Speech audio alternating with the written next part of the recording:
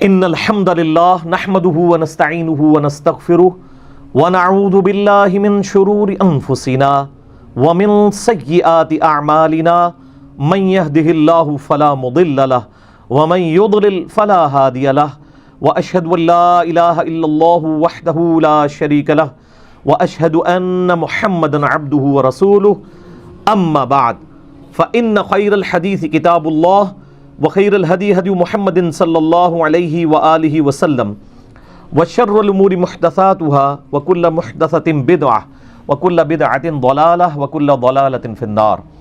اعوذ باللہ السمیع العلیم من الشیطان الرجیم من ہمزہ ونفخہ ونفثہ بسم اللہ الرحمن الرحیم رب اشرح لی صدری ویسر لی امری واحلل عقدۃ من لسانی یفقہوا قولی۔ بسم اللہ الرحمن الرحیم ان اللہ وملائکتہ یصلون علی النبی یا ایہا الذین آمنوا صلوا علیہ وسلموا تسلیما۔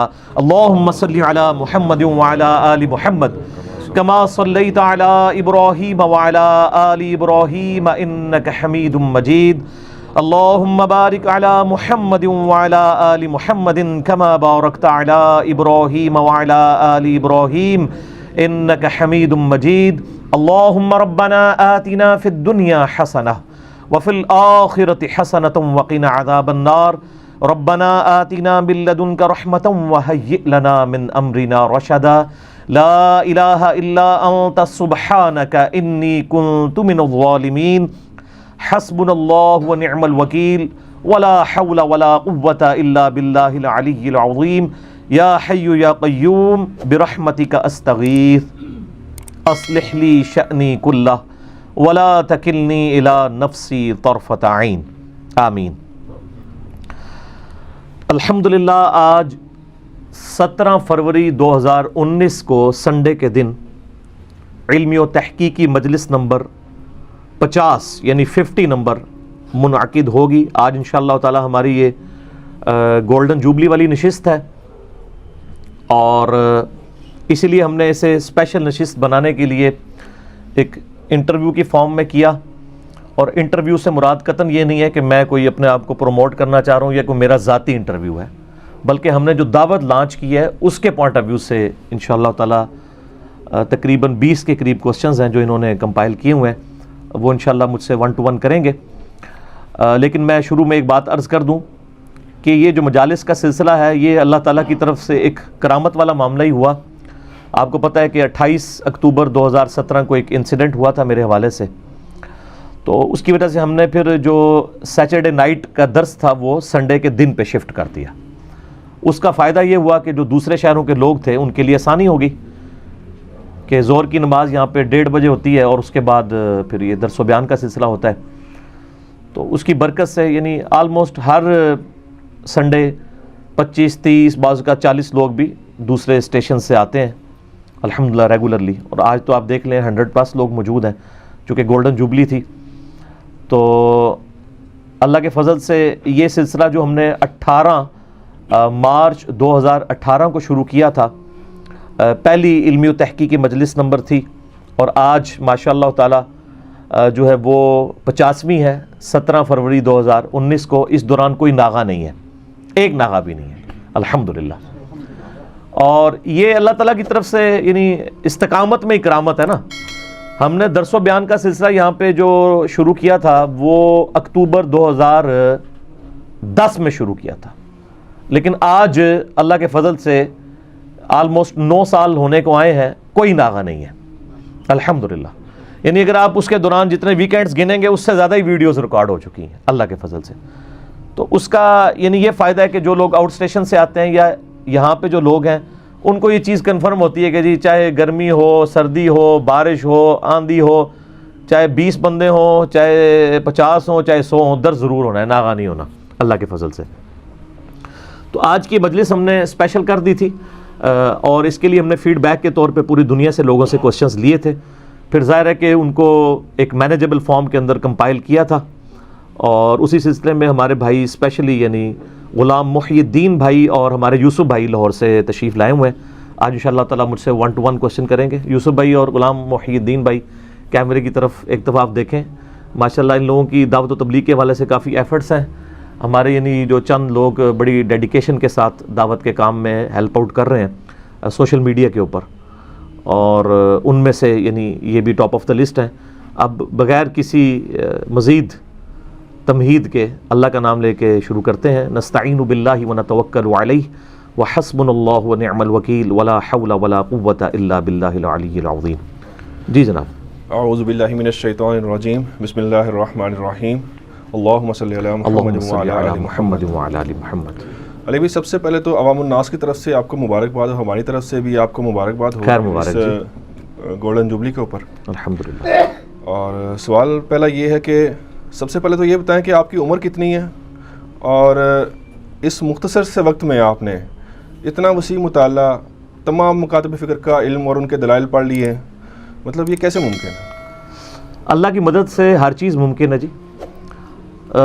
میری الحمدللہ اس وقت عمر جو ہے وہ 41 ایئرس کراس کر چکی ہے. میری جو پیدائش ہے 1977 4 اکتوبر ہے، تو 42واں سال آپ سمجھ لیں شروع ہو چکا ہے، 41 پورے ہو کے.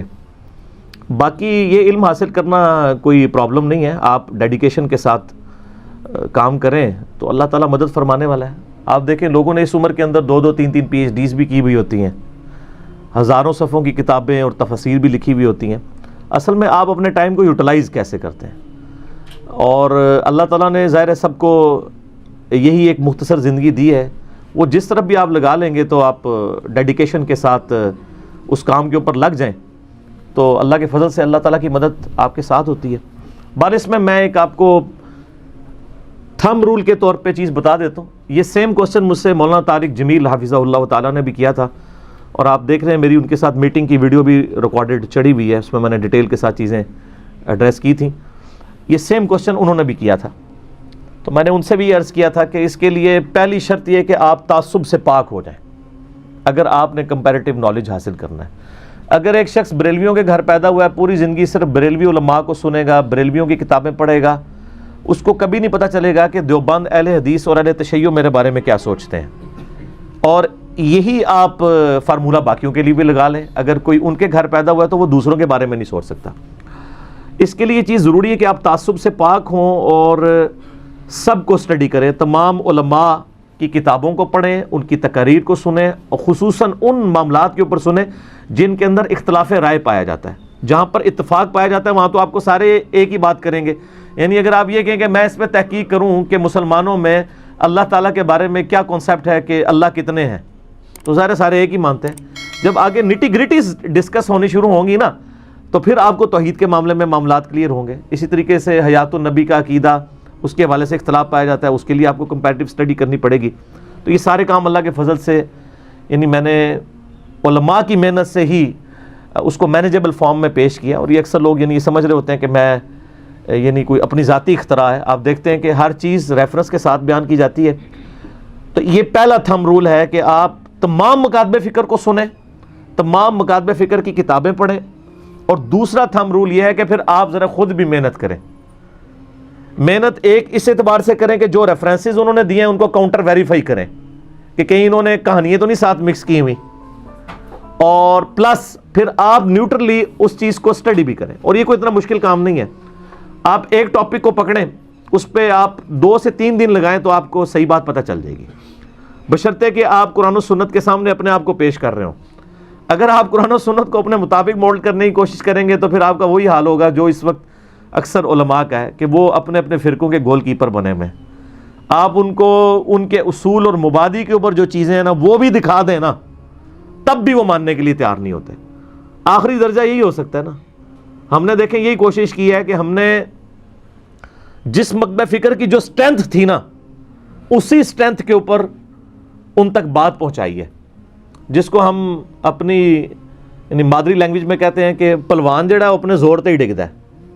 جتنا بڑا پہلوان ہوگا نا تو اگر اس کو آپ بس اس طرح لڑکھڑا دیں تو وہ اپنے ویٹ کے اوپر ہی گر جائے گا.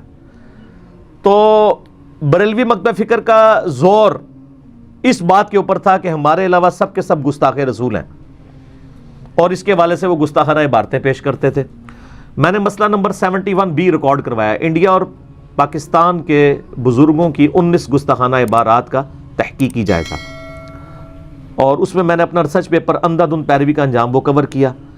تو بریلویوں کو میں نے کور کیا اس حوالے سے کہ آپ یہ کہتے ہیں نا کہ گستاخ رسول بندے کو نہیں ہونا چاہیے، تو جن اصولوں کے اوپر آپ نے باقیوں کو گستاخ رسول ڈکلیئر کیا ہے، انہی اصول اور مبادی کے اوپر آپ کے بزرگ بھی گستاخ رسول ڈکلیئر ہوتے ہیں۔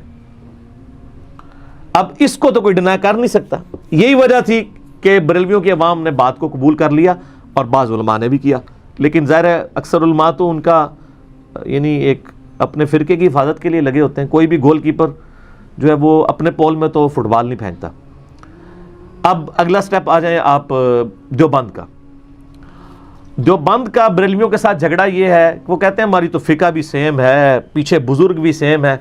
اصل میں یہ بریلوی جو ہے نا یہ قبر پرست ہیں، یہ شرک کرتے ہیں، توحید کے معاملے میں ان کا پرابلم ہے۔ ہم نے کہا بالکل ٹھیک ہے، کیا کرتے ہیں جی؟ قبروں سے مانگتے ہیں۔ تو ہم نے پھر ایک ریسرچ پیپر لکھا، قبروں سے فیض کے عقیدے کا تحقیقی جائزہ، جس میں ہم نے علماء دیوبند کے بڑے بڑے علماء جن کے اوپر پوری دیوبندیت کھڑی ہوئی تھی، ان کی وہ تمام واقعات ان کی کتابوں سے نقل کیے جس میں وہ بھی قبروں سے مانگتے رہے ہیں۔ تو اب تو بات ہی کو نہیں بچتی۔ ریسرچ پیپر نمبر 6، اس کی وجہ سے پھر جو ہے نا وہ دیوبند اس طرف اٹریکٹ ہوئے کہ واقعی ہمارے اصول اور مبادی کے اوپر آپ نے ہمیں ایک پوائنٹ آف ویو بیان کر دیا۔ تیسرا سٹیپ آیا اہل حدیث کا۔ اہل حدیث کو مان یہ تھا کہ جی ہم تو ہر بات کتاب اللہ، صحیح بخاری، صحیح مسلم سے کرتے ہیں، اور دیکھ لیں آپ ہماری نماز کا طریقہ دیکھ لیں، ہماری نماز کی ٹائمنگز دیکھ لیں، ہر مسئلہ بخاری مسلم سے ثابت ہوتا ہے جو ہماری مین سٹریم کی کتابیں۔ ہم نے کہا بالکل ٹھیک ہے۔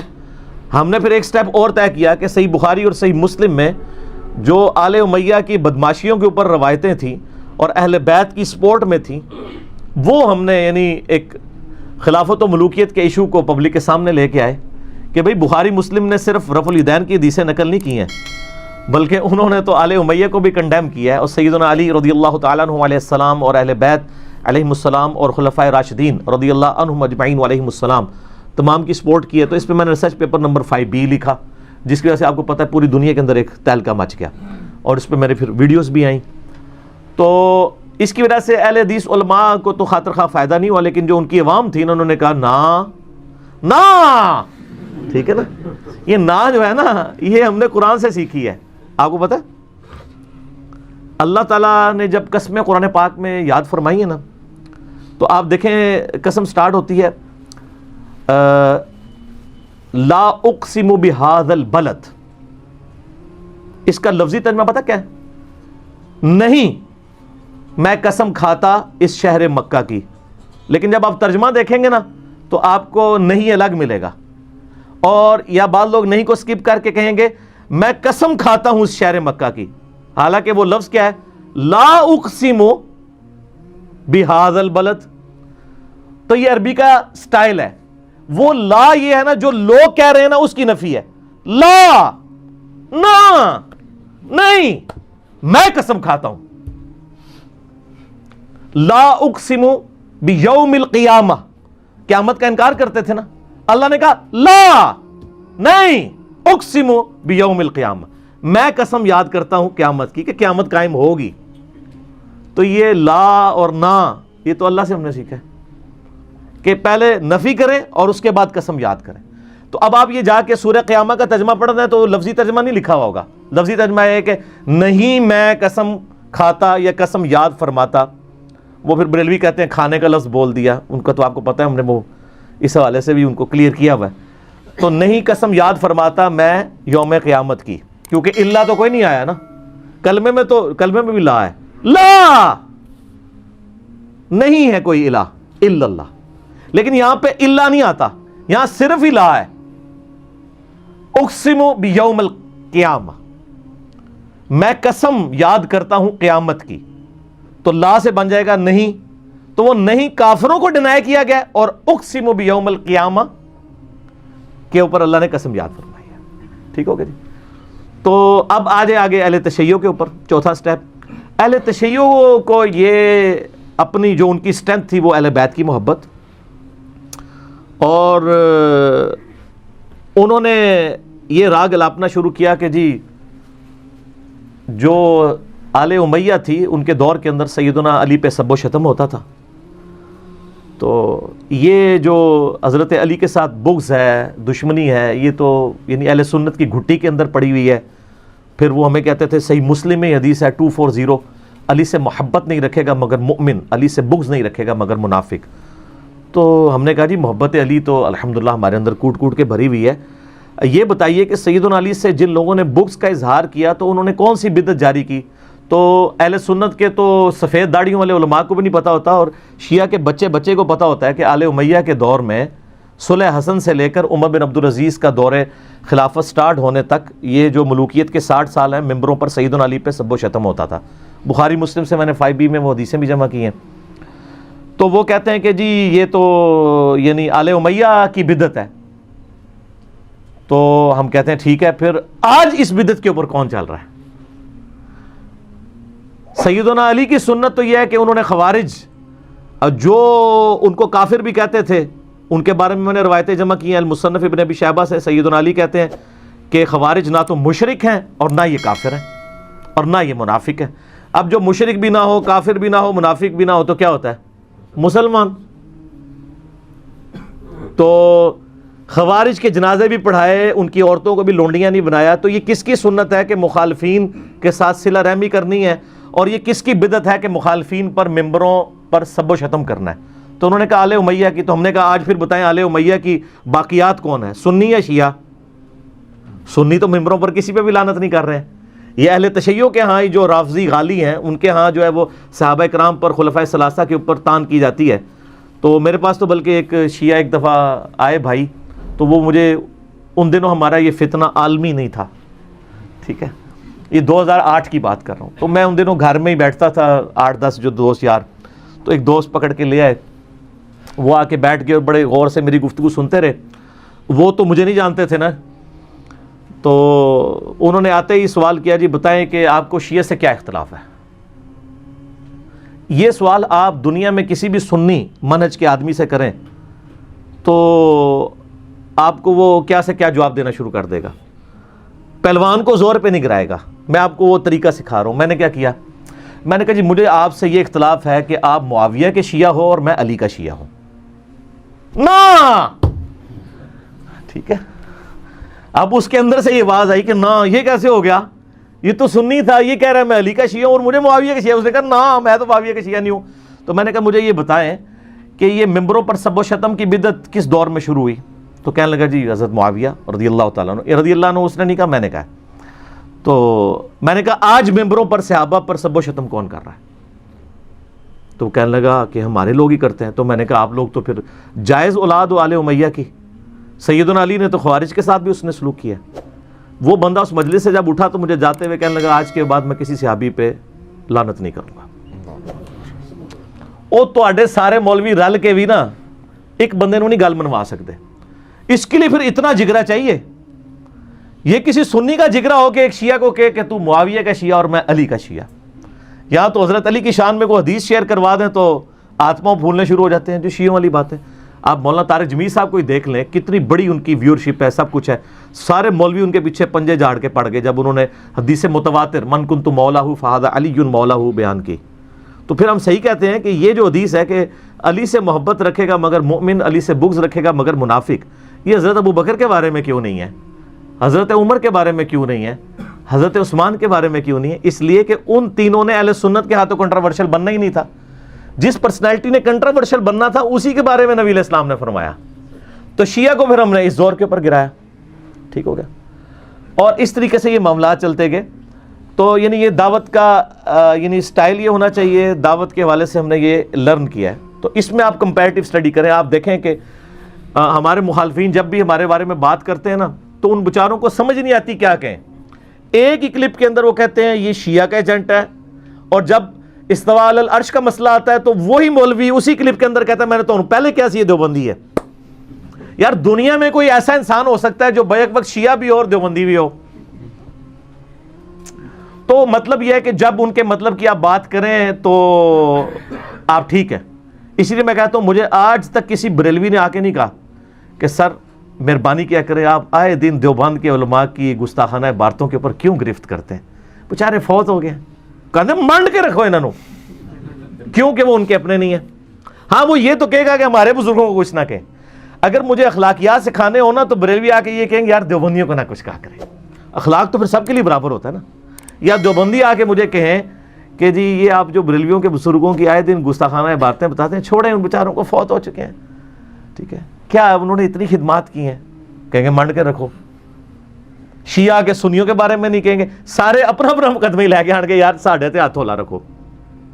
میں نے آپ کو بتایا نا وہ پنڈی کے مفتی صاحب جنہوں نے وہ مناظرہ بھی کیا تھا، بڑے مشہور ہیں، نام لینے کی ضرورت نہیں ہے، انہوں نے مجھے باقاعدہ فون کر کے کہا، مجھے کہنے لگے انجینئر صاحب مسئلہ یہ ہے کہ آپ کی باتیں کافی حد تک ٹھیک ہیں لیکن آپ ہمارے بزرگوں کو کچھ نہ کہا کریں، ٹھیک ہے. تو یہ سارا مسئلہ بزرگوں والا ہی ہے. بزرگ پرستی سے نکلیں گے آپ انشاءاللہ، علم دین بھی حاصل کریں گے، کمپیریٹیو سٹڈی کر کے چیزوں کو سیکھیں گے بھی، سب کو سنیں. آپ دیکھیں میرے خلاف یہ بھی کلپ چڑھا ہوا ہے غامدیت پھیلا رہا ہے، یہ بھی کلپ چڑھا ہوا ہے رافضیت پھیلا رہا ہے، ٹھیک ہے، یہ بھی کلپ چڑھا ہوا ہے کہ یہ وہابی ہے چھپا ہوا، جبکہ میں بار بار کہتا ہوں کہ نہ میں وہابی نہ میں بابی، میں ہوں مسلم علمی کتابی. یہ نعرہ ہم نے کیوں لگایا کہ یہاں ہمارے سب کانٹیننٹ میں جب کوئی علمی بات کرے نا اسے کہتے ہیں یہ وہابیوں والی باتیں کر رہا ہے. وہ انہوں نے ایک سلوگن ڈیوائز کیا ہوا ہے، تو میں نے اس کے اگینسٹ ایک ٹرم ڈیوائز کی بابی، بابوں کے ماننے والے، بابوں کا دفاع کرنے والے. تو پھر میں نے یہ پہلے تو میں صرف کہتا تھا نہ میں وہابی نہ میں بابی، پھر آہستہ آہستہ وہ ایک بھائی کا عثمان بھائی کو فون آیا انگلینڈ سے، انہوں نے کہا یہ شعر ہی بنا لینا، میں ہوں مسلم علم و کتابی. وہ علم و کتابی کیا تو مجھے انڈیا سے ایک بھائی کی ای میل آئی، انہوں نے کہا یہ علمو نہ کریں آپ علمی کتابی کرتے ہیں، تو وہ اس کا پھر ردیف قافیہ صحیح بیٹھے گا. تو یہ بھی دیکھیں نا ناسخ و منسوخ کے ساتھ ایوالو ہوا یہ شعر. اور آج آپ دیکھ لیں ہم کسی پہ غصہ نکالنے کے لیے کوئی گالی نہیں نکالتے، کوئی تکفیر نہیں کرتے، سب کے پیچھے نمازیں پڑھتے ہیں، سب کو چندے دیتے ہیں اور ساروں کے علماء کو بھی جا کے ملتے ہیں، اسی لیے تاکہ ان کی پبلک تک بات پہنچے. ابھی میں آپ کو ایک ویڈیو میں پہلے بتا رہا ہوں، ابھی آپ کو کافی زیادہ کئی لوگوں کو تکلیفیں ہوں گی کیونکہ اب میں نے طارق جمیل صاحب کو تو ایز اے سمبل جا کے ملاقات کی نا، اب اس کے بعد اور بڑے بڑے علماء کے ساتھ آندہ میری تصاویر سوشل میڈیا پہ آنے شروع ہوں گی، لہٰذا پریشان نہیں ہونا، پہلے ذہنی طور پہ آپ تیار رہیں کہ یار اس کو بھی ملا ہے، جا کے اس کو بھی ملا ہے. پہلے تو میں صرف غامدی صاحب کو ملا تھا یا طارق جمیل صاحب کو، تو وہ لوگوں کو ہضم نہیں ہوا تھا. ملنے کا مقصد قطعاً یہ نہیں ہوتا کہ کوئی ان کی مشہوری کرانی ہے یا اپنی مشہوری کرانی ہے، مراد یہ ہے کہ ان کی پبلک تک کسی طریقے سے بات پہنچ جائے. تو اب یہ سلسلہ چاکا کھل گیا ہے، حالانکہ میرے رابطے پیروں کے ساتھ بھی ہیں، تمام مکاتب فکر کے جو علماء ہیں یا پیر فقیر ہیں یا بزرگ ہیں، گدی نشین، وہ بھی مجھ سے رابطے میں رہتے ہیں اور بیچارے اپنا رونا روتے رہتے ہیں. بس یہ کہ وہ رونا ویڈیو میں نہیں روتے، علیحدگی میں روتے ہیں ہمارے سامنے، ہم پبلکلی روتے ہیں. تو انشاءاللہ تعالیٰ اب چونکہ یہ دعوت کا جو عربی والا فتنہ ہے یعنی آزمائش وہ عالمی سطح پہ پھیل چکی ہے، اب مجھے کوئی فرق نہیں پڑتا میرے خلاف کوئی کلپ چڑھائے گا نقصان نہیں ہوگا، اس کی وجہ ہے کہ لوگ میری نیچر سے واقف ہو چکے ہیں. آپ کو پتہ ہے شروع میں انہوں نے کوشش کی، کبھی میرے نام کے ساتھ وہ مرزا آتا ہے تو اس کو قادیانی کر کے تو وہ کرنا شروع کر دیا، حالانکہ جب میں اس فرقے میں تھا نام تو میرے نام کے ساتھ اس وقت بھی مرزا موجود تھا، پھر اس پہ بھی میرا کلپ آیا. تو یہ اس طریقے سے معاملات چلاتے رہیں گے، لیکن اب ان کے سر سے پانی الحمدللہ گزر چکا ہے. تو اب مجھے اس معاملات کی کوئی پراپوگنڈے کی پرواہ نہیں ہوتی. ہم نے کوئی پیڑ بندے نہیں رکھے ہوئے میرے خلاف. جب بھی کوئی ویڈیو چڑھتی ہے، کوئی کلپ چڑھتا ہے، آپ دیکھتے ہیں لوگ خود ہی نیچے کومنٹس کر رہے ہوتے ہیں. اور میں نے لوگوں کا گالی گلوچ نہیں کرنی، زیادہ غصہ ہے نا تو لکھ دینا نہ میں وہابی نہ میں بابی، میں ہوں مسلم علمی کتابی. یہ شعر ہی ان کے لیے کافی ہے. آپ دیکھ لیں یہ کتنا علمی ہے. آپ کسی بریلویوں کی مسجد میں جا کے اپنے آپ کو دیوبندی تو کہہ سکتے ہیں، لیکن آپ جا کے کہیں کہ میں مسلم ہوں، وہ کہے گا میں کافر ہوں. کتنا علمی ہے. ویسے وہ کہتا رہے گا میں مسلمان ہوں، تو مسلمان ہو تو کہلاتے کیوں نہیں ہو؟ یعنی یہ ایک ایپ بن چکا تھا. تو ہم نے اسی چیز کو ایمفسائز کیا کہ مسلمان کو اپنے آپ کو اللہ تعالیٰ نے تمہارا نام رکھا ہے، ہوا سماکم المسلمین من قبل وفی ھذا، اللہ نے اس قرآن میں بھی تمہارا نام مسلم رکھ دیا اور اس سے پہلے ابراہیم علیہ السلام نے بھی تمہارا نام مسلم رکھا تھا. تو وہ سوال کو میں نے چونکہ فی البدی جواب دینے ہیں تو میں نے کوئی پلان نہیں بنایا ہوا تھا کہ میں نے کیا بولنا ہے، ٹھیک ہے نا جی. اور نہ میں نے یہاں کوئی وہ بنا کے سامنے چیزیں کوئی پرچیاں رکھی ہوتی ہیں جیسے ہمارے وہ ایکس پرائم منسٹر نے رکھی ہوتی تھی تاکہ لوگوں کو پرچی آ جائے، ٹھیک ہے. پرچی کی ضرورت ہی نہیں ہے. اور جس بندے نے پچھلے آلموسٹ میں 92 سے درس و تدریس کر رہا ہوں، جب میں میٹرک میں تھا 92 میں نے میٹرک کی ہے، 94 میں ایف ایس سی کی ہے، اور ان دنوں ایک سال ضائع ہو جاتا تھا نا کیونکہ انجینئرنگ یونیورسٹی کا سیشن اگلے سال شروع ہوتا تھا. 1995 میں انجینئرنگ یونیورسٹی لاہور میں میرا ایڈمیشن ہوا، لیکن مجھے لاہور جانے سے ذرا تردد تھا، ہمیں ذرا اسلام آباد والی سائڈ زیادہ پسند آتی ہے. اسی دوران میرا میکینیکل انجینئرنگ میں UET ٹیکسلا میں بھی ایڈمیشن ہو گیا. پھر میں نے وہاں سے وڈرا کر کے 2 ہفتے میں نے وہاں بھی کلاسیں پڑھی ہیں. پھر میں UET ٹیکسلا چلا گیا اور 1995 سے 2000 تک میں نے انجینئرنگ یونیورسٹی میں وہاں سے الحمدللہ آنرس کے ساتھ پوزیشن ہولڈر بھی تھا، آنرس کے ساتھ 80% پلس پرسنٹیج وداؤٹ اینی سپلی جس کی ہوتی ہے نا اس کو کہتے ہیں ود آنرس. اس دوران میرا تھرو آؤٹ یعنی تعلق دعوت اسلامی کے ساتھ رہا ہے. میں سبز پگڑی بھی باندھتا تھا یونیورسٹی میں بھی فارغ ہونے تک. اس کے بعد خیر ایک معاملہ ہوا، وہ میرا علی اللہ حسن نقوی صاحب کے ساتھ ایک ریکارڈنگ موجود ہے، آلموسٹ 1 ملین لوگ دیکھ چکے ہیں. میں سنی شیعہ سے مسلم کیوں ہوا؟ سر وہ کمال چیز ہے شاہ جی، وہ 45 منٹ کی گفتگو ہے، وہ میری لائف سٹوری ہے جو میں آج بیان نہیں کر رہا. وہ آپ اسی کو دیکھیے گا تو آپ کو پتہ چلے گا. وہ شاہ جی آپ کو پتہ ہے پھر کاؤنٹر کوشچن، شاہ جی کو آج ہم نے وہاں نہیں بٹھایا کیونکہ میں نے کہا تھا کہ آج ہم نے میٹھی میٹھی باتیں کرنی ہیں. تو شاہ جی تو کوئی نہ کوئی گل وچ ایسی کوڑی کرتے ہیں اے کوشش کر کے نا میرا جڑا جو کہتے ہیں نا کانٹا ہی بدل چھڑتے ہیں.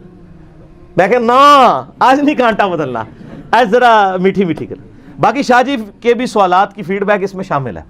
شاہ جی کی ایکسپرٹیز ذرا دوسری فیلڈ کی ہے نا، یعنی وہ کاؤنٹر کوشچن کرنا اور اختلافی موضوعات کے اوپر اللہ کے فضل سے. اور میں نے اپنی زندگی میں آپ کو یعنی شاہ جی سامنے بیٹھے ہوئے میں قصیدہ تو نہیں پڑھا، ایک آدھ جملہ بول رہا ہوں کہ میں نے الحمدللہ اپنی زندگی میں کسی بندے کو یعنی کاؤنٹر کوشچن کرنے میں اور کمپیریٹیو اسٹڈی میں ان کے لیول پہ نہیں پایا، علماء میں سے بھی کسی کو. اور ان کو بھی دیکھ لیں نا، یہ تو دنیاوی طور پہ تو مطلب کوئی مولوی تو نہیں ہے نا، لیکن ایک تعصب سے باہر نکلے ہوئے.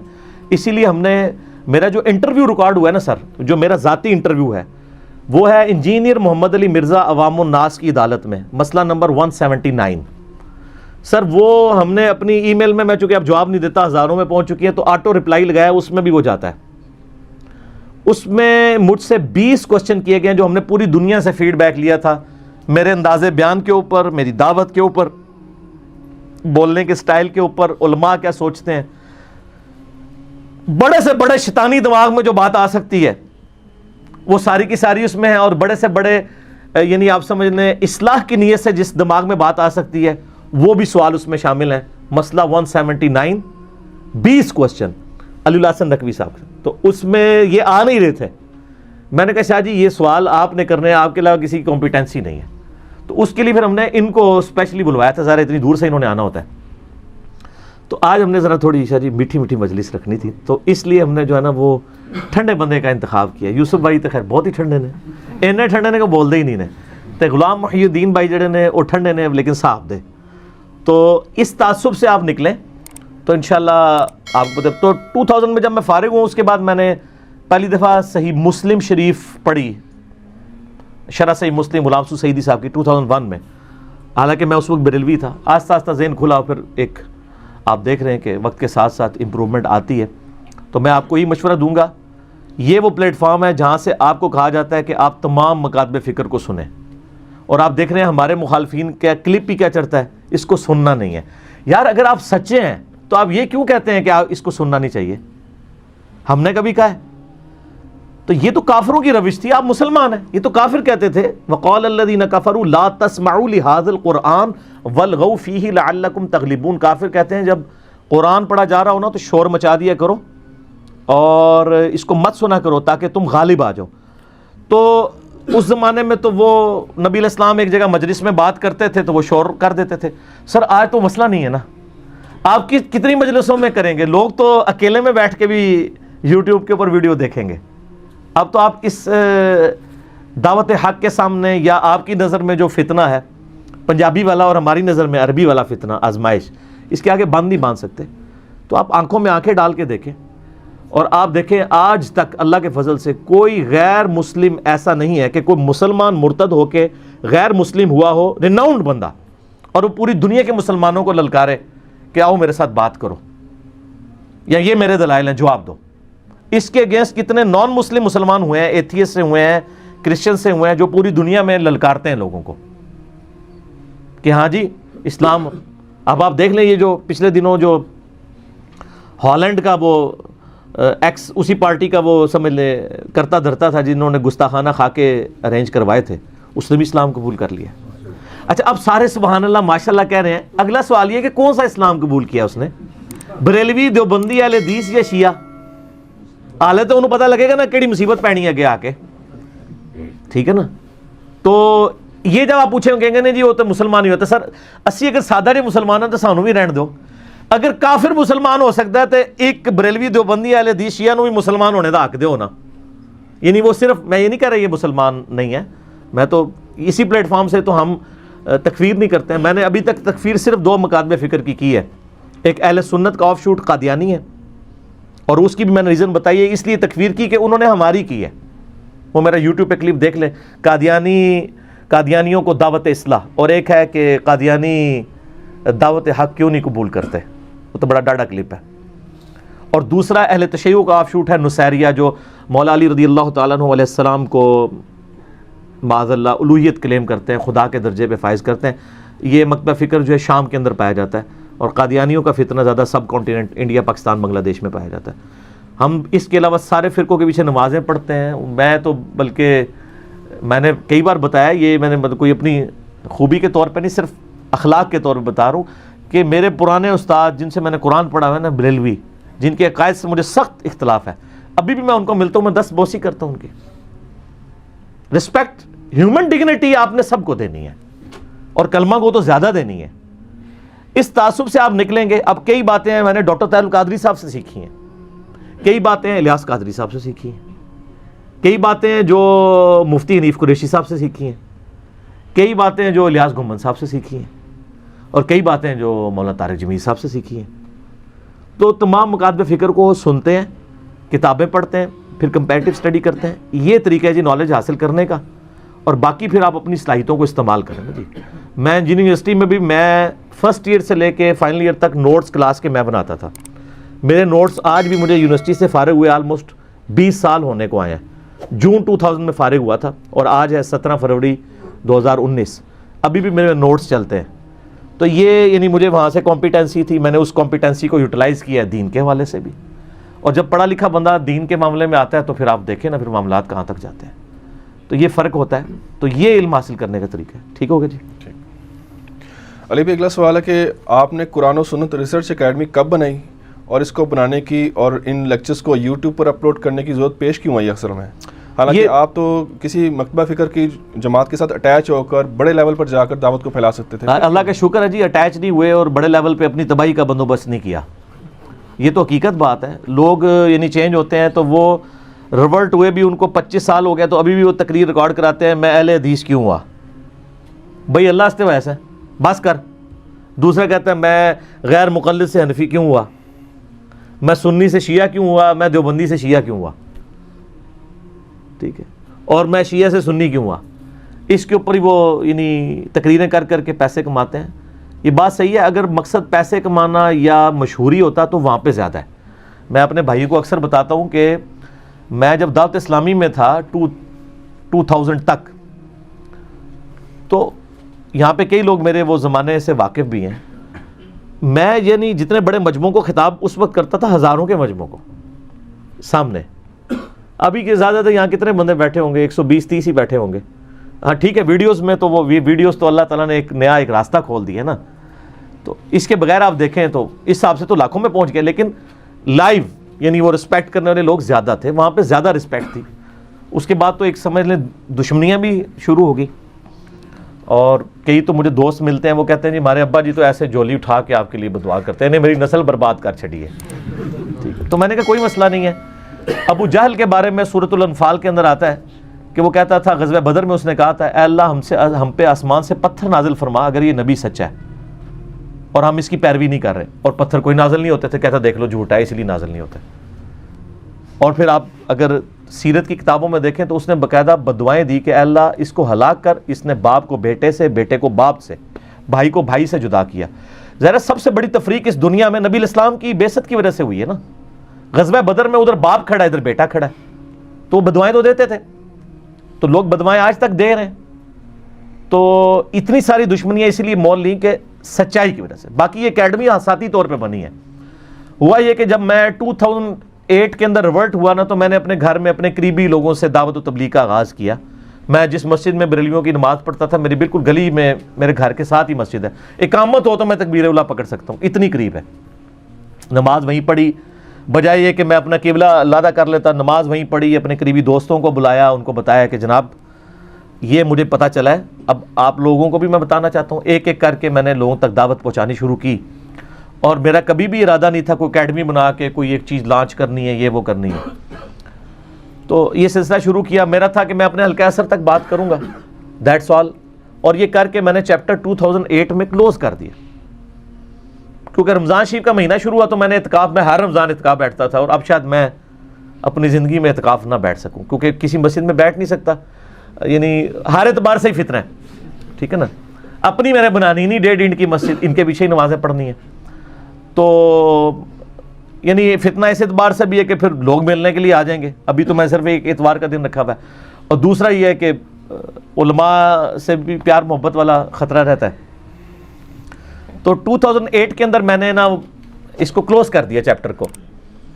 میں اعتکاف اسلام آباد میں بیٹھا ایک مسجد کے اندر, تو اعتکاف بیٹھنے سے کوئی 5-6 دن پہلے نا رمضان شریف میں ہی نا, وہ میرے ایک بڑے قریبی دوست ہیں عثمان شیخ بھائی, جنہوں نے ہمارا یوٹیوب کا 720085 پرانے والا چینل بنایا تھا.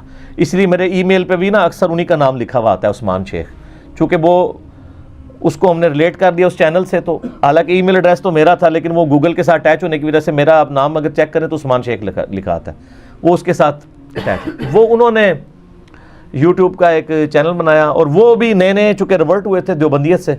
وہ میرے گھر آ گئے, مجھے کہتے ہیں جی علی بھائی درس نہیں ہونا. میں نے کہا یار درس تو بس ہم نے شروع کر کے بات پہنچا دی ہے. کہتے نہیں تھوڑا بہت درس تو ہونا چاہیے. تو میں نے پھر افطاری سے کوئی آدھا پونا گھنٹہ پہلے گھر میں چھوٹی سی نشست دوبارہ سے سٹارٹ کی. پھر جب میں اعتکاف سے واپس آیا تو پھر لوگوں نے کہا کہ یار تھوڑا بہت درس ہفتے میں ایک دن, چلو گپ شپ ہی ہو جائے. گپ شپ سے شروع ہوا کرتے کرتے پھر ایک یہاں پہ اہل حدیث کی مسجد تھی, وہاں سے کچھ بھائی آئے, انہوں نے کہا جی مسجد میں آپ کا درس ہم عشاء کے بعد رکھنا چاہتے ہیں. تو آدھا پونا گھنٹہ میں نے وہاں پہ درس شروع کیا. ایک اور بھائی تھے, ان کے گھر درس ہوتا تھا, بس یہی تھا. اللہ کرنا یہ ہوا کہ وہ آپ کو پتا ہے مولویوں کے تو کان فوراً کھڑے ہونا شروع ہو جاتے ہیں. انہوں نے مسجد سے انہوں نے کہا جی درس بند کرو. جی نہ تھا. اچھا جی, ظاہر ہے یہ سچائی آپ دار ارقم میں ہی بیان کر سکتے ہیں نا, مسجدوں میں تو نہیں بیان کر سکتے. وہ درس بند ہونا تھا کہ اللہ تعالیٰ نے نئے دروازے, ایک در بند تھے 100 در کھلے. اس دوران 7-8 مہینے تک عثمان بھائی, اس اکیڈمی کے نیچے عثمان بھائی کی مٹیریل کی دکان ہے, تو یہ اکثر میرے پاس چونکہ ریگولرلی آتے تھے, مجھے کہتے تھے عثمان بھائی وہ کہ جی علی بھائی وہ اوپر جگہ جو ہے نا وہ جو اس ہمارے یہ آپ دیکھ رہے ہیں آئس فیکٹری ہے نیچے, عدنان بھائی ہیں, تو ان کی یہ فیکٹری ہے. تو وہ بھی میرے پاس 2-3 دفعہ آئے کہ جی وہ اوپر میرے کمرے فارغ ہیں, تو میں ان کو توڑ کے نا اکیڈمی بنا دیتا ہوں, تو آپ وہاں پہ دعوت و تبلیغ کا کام کریں, مجھے بھی چلیں ثواب مل جائے گا. یہی ہے کہ جس بندے کی کنٹریبیوشن مال کے اعتبار سے وہ کرے, جو ریسورسز دے سکتا ہے وہ دے. ہاں میں نہیں سر, سانو نہیں چاہیے اپنے کول رکھو, میں ویسے بتا رہا ہوں جدھر جدھر ہے کوئی وقت دے سکتا ہے وقت دے, کوئی سوشل میڈیا پہ, ہر بندے کی اسپیشلٹی ڈیفرنٹ ہے, ٹھیک ہے نا. اب آپ دیکھ لیں حضرت عثمان غنی رضی اللہ عنہ کے بارے میں آپ کو کہیں نہیں ملے گا کہ انہوں نے اتنے کافروں کو شہید کیا.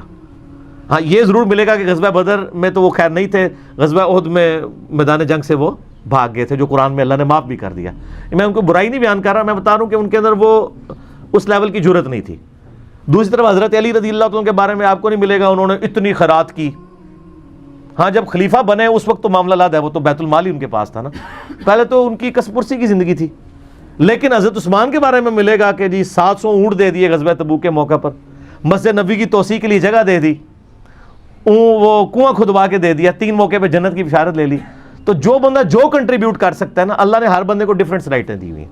تو عدنان بھائی آتے رہے, عثمان بھائی زور, میں نے کہا نہیں, کیونکہ میرا ارادہ ہی نہیں تھا نا. یہ تو مولویوں کا مسئلہ ہوتا ہے نا کہ میری مسجد لادہ ہو جائے, مدرسہ لادہ ہو جائے, اور میں نے تو یہ کام کرنا ہی نہیں تھا.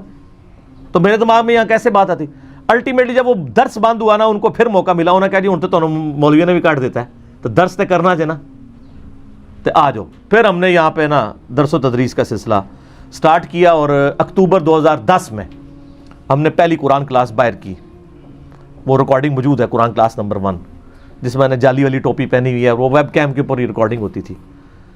تو پھر کرتے کرتے کرتے یہ معاملات شروع ہوئے. بال اس میں یعنی ایک سمجھتا ہوں کہ مولانا اسحاق صاحب رحمہ اللہ تعالیٰ کی بہت بڑی کنٹریبیوشن ہے کہ جب میرا لیکچر ریکارڈ ہوا حسینیت اور زیدیت کا تحقیقی جائزہ 10 دسمبر 2010 کو، تو وہ ان کے چینل پہ فہد بھائی، وہ پی ایچ ڈی کی بھی انہوں نے الیکٹرانکس میں، آج کل نسٹ میں ٹیچنگ کر رہے ہیں، بڑی یعنی محبت کرتے ہیں مجھ سے ہے تو جونیئر ہے، میرے پاس آتا رہتا ہے. تو اس نے پھر میری وہ ویڈیو ان کے چینل پہ چڑھا دی. اس وقت چونکہ وہ ان کو سارے لوگ جانتے تھے، اس کی وجہ سے پھر یہ کام پھیلنا شروع ہو گیا، لوگوں کو انٹروڈکشن ہونا شروع ہو گیا اور یہ معاملات یعنی پھیلتے چلے گئے. تو اس طرح اکیڈمی حساتی طور پر بنی. اسی دوران مجھے عثمان شیخ بھائی کہتے ہیں جی میں نے تو چینل بنا لیا ہے ایک یوٹیوب کا نا، تو آپ کی کچھ ویڈیوز ہیں نا، کچھ میری 2008 کے اینڈ پہ اور 9 کے شروع میں میرے گھر میں بھی کچھ چھوٹی بہت ریکارڈنگ تھی، وہ انہوں نے نیٹ پہ چڑھائیں. تو اس وقت تو یوٹیوب کا مجھے تو واقفیت ہی نہیں تھی، انہوں نے چینل بنایا تو میں نے کہا چلو چڑھا دیا کرو، پیرلل میں کرتے کرتے کرتے پھر یوٹیوب کے اوپر مینلی جو ہمارا کام ہوا ہے نا وہ 2012-13 میں یعنی یہ ایپیکس پہ گیا، اور 2015 میں جب علماء کی طرف سے علماء کو پتہ چل گیا کہ اب ایک نئی دعوت کھڑی ہوئی ہے اور ان کے جو ہے وہ محبت آمیز بیانات آنا شروع ہوئے میرے بارے میں انورٹڈ کامرس میں، تو اس کے بعد یہ پھر معاملات پھیلتے چلے. تو اس طرح یہ اکیڈمی بنی تھی، ٹھیک ہے. اور اللہ کے فضل سے اب آپ دیکھ رہے ہیں کہ یہ اکیڈمی ہفتے میں ایک ہی دن کھلتی ہے، سنڈے والے دن ظہر سے لے کے مغرب تک. پورے ملک یا پوری دنیا سے لوگ آتے ہیں اللہ کے فضل سے. اور لیکن ملاقات کا ٹائم یہی ہوتا ہے، آگے پیچھے نہیں، مطلب ملاقات کہ میں مینیج نہیں کر پاتا اپنی یعنی مصروفیات کی وجہ سے، نہ یہ پاسبل ہے. اور مقصد بھی یہ نہیں ہوتا کہ ہم نے چونکہ نہ کسی سے کوئی 1 روپے کے روادار ہیں، نہ چندہ لینا ہوتا ہے یا کوئی اپنی پی آر بنائے، نہ ہم نے کہیں پہ جا کے دوسرے ملکوں میں جا کے دعوت تبلیغ کا کام کے لیے ضرورت ہی نہیں ہے، یوٹیوب پہ کرتے ہیں. تو اس طریقے سے جناب یہ اکیڈمی والا معاملہ شروع ہوا. علی بھائی اگلا سوال ہے کہ آپ باقی مکاتب فکر کے علماء کی طرح دوسروں پر فتوے کیوں نہیں لگاتے ہیں؟ حالانکہ آدھا کام تو آپ خود بھی کر رہے ہیں، یعنی سب کی غلطیاں نکالنا، اس کے باوجود نمازیں بھی پیچھے پڑھ لیتے ہیں آپ اور دوسروں کو بھی ترغیب دیتے ہیں. تو یہ یا تو پورا کام کریں یا آدھا کر لیں. یہ آدھا کام آپ کی نظر میں ہے، پورا کام ہی یہی ہے. وہ جو آپ کے لوگ کام کر رہے ہیں نا، وہ جو قرآن پاک میں ہے نا، اللہ اور اس کے رسول سے آگے مت بڑھو، سورۃ الحجرات کی شروع کی آیات ہے، وہ آگے بڑھ گئے ہیں. پورا کام یہی ہے کہ آپ نے غلطی ہائی لائٹ کرنی ہے، اس کے بعد امت کی جمعیت سے الگ نہیں ہونا. اور اس کی نمائندہ مثال سیدنا عثمان غنی رضی اللہ تعالیٰ عنہ علیہ السلام کا وہ ایٹیچیوڈ ہے. یہ جو حدیث ہے علیکم بسنتی و سنت الخلفاء الراشدین المہدیین، تم پر میری سنت اور میرے خلفاء راشدین کی سنت لازمی ہے. یہ ابو داؤد کے اندر، ترمذی کے اندر، ابن ماجہ کے اندر. اس کے اندر الفاظ ہیں کہ میرے بعد تم بہت پولیٹیکل اختلاف دیکھو گے، نئی نئی بدعتوں سے بچنا، میرے خلفاء راشدین کی سنت کو لازم پکڑنا. تو خلفاء راشدین کے مخالفین ہی کو اصل میں بدعتی کہا گیا ہے. اسی میں پھر الفاظ ہیں کل بدعۃ ضلالہ وکل ضلالۃ فی النار، سنن نسائی میں آگے یہ بھی الفاظ ہیں. تو خلفاء راشدین کی خلاف کھڑے ہونا، ان سے مخالفت کرنا، یہ اصل میں بدعت ہے. باقی تو کورالریز ہے نا. تو حضرت عثمان کے خلاف جو لوگ کھڑے ہوئے باغی تھے، بدعتی تھے، لیکن آپ صحیح بخاری میں 695 نمبر حدیث دیکھ لیں اور اس پہ امام بخاری کا باب دیکھ لیں، باغی اور بدعتی کے پیچھے نماز پڑھنے کا حکم. امیر المومنین عثمان ابن عفان رضی اللہ تعالیٰ کے پاس کچھ اصحاب آتے ہیں اور کہتے ہیں کہ ہمارے امیر تو آپ ہیں، ہمارے امام تو آپ ہیں، لیکن مسجد پہ قبضہ ایک فتنوں کے امام کا ہے اور نمازیں وہ ہمیں پڑھا رہا ہے، تو ہمیں خطرہ ہے کہ ہم گناہ میں مبتلا نہ ہو جائیں، کیا ہم ان کے پیچھے نماز پڑھ لیں؟ تو حضرت عثمان کے لیے تو بڑا اچھا تھا کہ بھی تسی حدیث نہیں سنی علیکم بسنتی و سنت الخلفاء الراشدین المہدیین، اور نئی نئی بدعتوں سے بچنا. لیکن انہوں نے کہا کہ نماز مسلمانوں میں ایک نیکی کا کام ہے، نیکی کے کام میں ان کا ساتھ دو اور برائی میں ان سے الگ رہو. تو سر اگر مخالفین عثمان کا ساتھ نیکی کے کاموں میں دیا جا سکتا ہے اور ان کے پیچھے نمازیں پڑھی جا سکتی ہیں، تو بریلوی دیوبندی اہل حدیث شیعہ تو بہت چھوٹے ہیں ان کے مقابلے پہ. کم از کم خلیفہ راشد کے قتل کے اوپر تو آمادہ نہیں ہوئے نا الٹیمیٹلی. شروع میں تو خیر وہ پروٹیسٹ کر رہے تھے، بیچ میں شرارتی لوگ شامل ہو گئے. اس سے یہ بھی پتہ چل گیا کہ حضرت عثمان کے مخالفین کو یہودی پارٹی نہیں تھی، مسلمان تھے، ورنہ ان کو تو پتہ ہوتا نا یہ کون ہے، ان کے پیچھے نمازیں پڑھنے کا حکم دے رہے تھے. تو اس لیے ہم نے دین سے یہ چیز سیکھی ہے کہ صرف علمی اختلاف کرنا ہے، بس تکفیر نہیں کرنی. میرا یوٹیوب پہ کلپ بھی پچھلے دنوں اپلوڈ ہوا ہے، میں تکفیر کیوں نہیں کرتا، اور نواقض اسلام والا بھی. اللہ کے فضل سے یہی پلیٹ فارم ہے جہاں سے کسی کی تکفیر نہیں ہو رہی. باقی سارے کے سارے کسی نہ کسی فارم کے اندر تکفیر کر رہے ہیں، لیکن ان کے جو میک اپ زدہ چہرے ہیں نا، ان کے چہروں سے وہ میک اپ اتارنے کا آپ کو طریقہ آنا چاہیے. آپ کسی بھی مکتبہ فکر سے پوچھیں گے جی آپ جو ہیں وہ بریلوی سے جا کے پوچھیں کیا دیوبندی اہل حدیث شیعہ کو آپ کافر مانتے ہیں؟ کہیں گے نہیں کافر تو نہیں اسی کہندے گمراہ نے. نا یہ پرانی گلاں نے،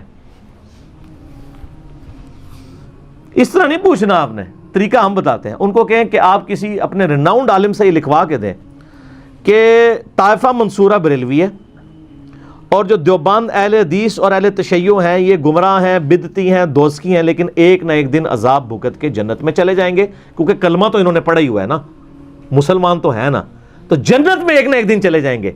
کوئی بھی آپ کو لکھ کے دینے کے لیے تیار ہی نہیں ہوگا. تو اس کا کیا مطلب ہے؟ جنت میں کون نہیں جا سکے گا؟ کافر. بخاری مسلم کی حدیث ہے کہ جس نے ایک دفعہ بھی صدقے دل سے لا الہ الا اللہ پڑھا وہ جنت میں جائے گا. تو کیا نہیں پڑھا ہوا باقیوں نے؟ اور جو حدیث بطاقہ ہے جامعہ ترمذی کے اندر اور مشکات کی تیسری جلد میں میزان عمل والے چیپٹر میں آپ کو مل جائے گی کہ نبی علیہ السلام فرماتے ہیں ایک شخص کے 99 دفاتر کھولے جائیں گے گناہوں کے، اور دوسری طرف ایک پرچی، عربی میں پرچی کو، اس پرزے کو، کاغذ کے ٹکڑے کو بطاقہ کہتے ہیں. با توئیں عربی میں طا کہتے ہیں، الف قا تا، بطاقہ، با کے نیچے زیر ہے، اور وہ پڑھنا بھاری ہو جائے گا اس کلمے کی وجہ سے. حتیٰ کہ مسلم شریف میں حدیث ہے کہ اگر بندہ زمین و آسمان گناہوں کے بھر کے لے آئے اور اس نے شرک نہ کیا ہوا تو میں اس قدر مغفرت سے اس سے ملاقات کر لوں گا. بڑی بات ہے، ٹھیک ہے. لیکن یہ نہیں کریں گے سبحان اللہ آپ ہی پڑھ رہے ہیں، ان کو نہیں توفیق ہوگی. پھر صحیح ابن حبان میں المستدرک الحاکم میں حدیث موجود ہے کہ اگر 7 زمین و آسمان ایک پلڑے میں رکھ دیے جائیں اور دوسرے پلڑے میں لا الہ الا اللہ تو وہ بھاری ہو جائے گا.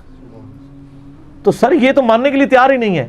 آپ ان سے اس طرح فتویٰ لیں جس طرح میں بتا رہا ہوں کہ باقی فرقوں کے بارے میں لکھ کے دیں کہ وہ جنت میں چلے جائیں گے. اگر جنت میں جانے کا لکھ دیں تو سر ان کے جو علیحدہ چندے اور علیحدہ جو ان کے جو مسجدیں اور ٹھیے اور اڈے چل رہے ہیں وہ کیسے چلیں گے؟ وہ چل ہی نہیں سکتے. ہمت کریں. اچھا میں یہ کیٹاگوریکل ڈینائی نہیں کر رہا ہوتا، اچھے لوگ بھی موجود ہیں جو سچائی قبول کرتے ہیں، لیکن وہ بیچارے پھر زندگی جو ہے نا وہ تقیہ میں ہی گزار دیتے ہیں. یہ تقیہ سارے فرقوں میں موجود ہے. وہ تو ہمارے کے لیے بعد میں ہے، ہم نے تو قرآن سے ثابت کیا ہے. کسی نہ کسی فارم میں ہر جگہ چل رہا ہوتا ہے، توریہ کی فارم کے اندر. تو تکفیر ہم اس لیے نہیں کرتے کہ اللہ رسول نے ہمیں اس کی اجازت نہیں دی ہے. جتنی اجازت دی ہے غلطی ہائی لائٹ کریں گے، اس کے بعد اصلاح کا معاملہ چھوڑ دیں. اسی لیے آپ دیکھیں یہ جتنی آج کل وہ کوئی جہادی تنظیمیں یا خلافت کے نام پہ اوپر تنظیمیں کھڑی ہوتی ہیں، پھر وہ مجھے چیلنج کر رہے ہوتے ہیں کہ جی جناب اس وقت آپ ڈرائیونگ سیٹ پہ امت کی بیٹھے ہیں، امت کو بتائیں کہ امت بن کے رہیں اور ایک امام کے نیچے جمع ہو، جو امام سے ہٹ گیا وہ جاہلیت کی موت مر گیا. وہ مسلم شریف کی حدیث ہے نا. وہ سر وہ اس صورت میں ہے جب امام موجود ہو. جب امام موجود ہی نہیں ہے اور امام کعبہ کو بھی امام ماننے کے لیے کوئی تیار نہیں ہے، کیا پاکستان کے بریلوی امام کعبہ کو امام مان لیں گے؟ وہ تو نماز ہی نہیں پڑھتے. تو امام موجود ہی نہیں ہے. پھر بھی ان کو سمجھ نہ آئے نا تو پھر ہم آخری حل ہمارے پاس کیا ہوتا ہے؟ پکی اینٹی وینم، الزامی جواب، لاجیکل آنسر. تو ہم پھر کہتے ہیں کہ اچھا جاہلیت کی موت مرا، کہتے ہیں جی بالکل. پھر ہم کہتے ہیں یہ بتاؤ کہ جنہوں نے حضرت علی ابن ابی طالب جو واقعی امام بھی تھے اور خلیفہ راشد بھی تھے ان کی بیعت نہیں کی، وہ جاہلیت کی موت ہی مرے ہیں نا، نال ہی ٹھوس ہو جان گے. حالانکہ واقعی جاہلیت کی موت ہے وہ، کیونکہ وہ امام برحق ہے. نبی علیہ السلام پیچھے کھڑے. جنگ جمل صفین نہروان کے اوپر تو نبی علیہ السلام کی یعنی پروفیسیز موجود ہیں بخاری مسلم کے اندر.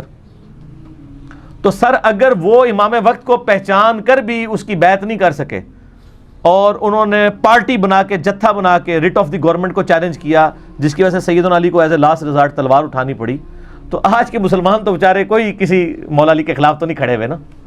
یہ آج کے وہ یعنی اگر حکمران اس طرح کے موجود نہیں ہیں تو آپ پازیٹیولی اپنی دعوت جاری رکھیں اور پھر اکثر وہ نظام خلافت کے لیے کچھ کریں. اور اللہ کے بندوں، نظام خلافت ان پہ لانا ہے کہ جن کو نہ قرآن کی سمجھ نہ حدیث کی سمجھ.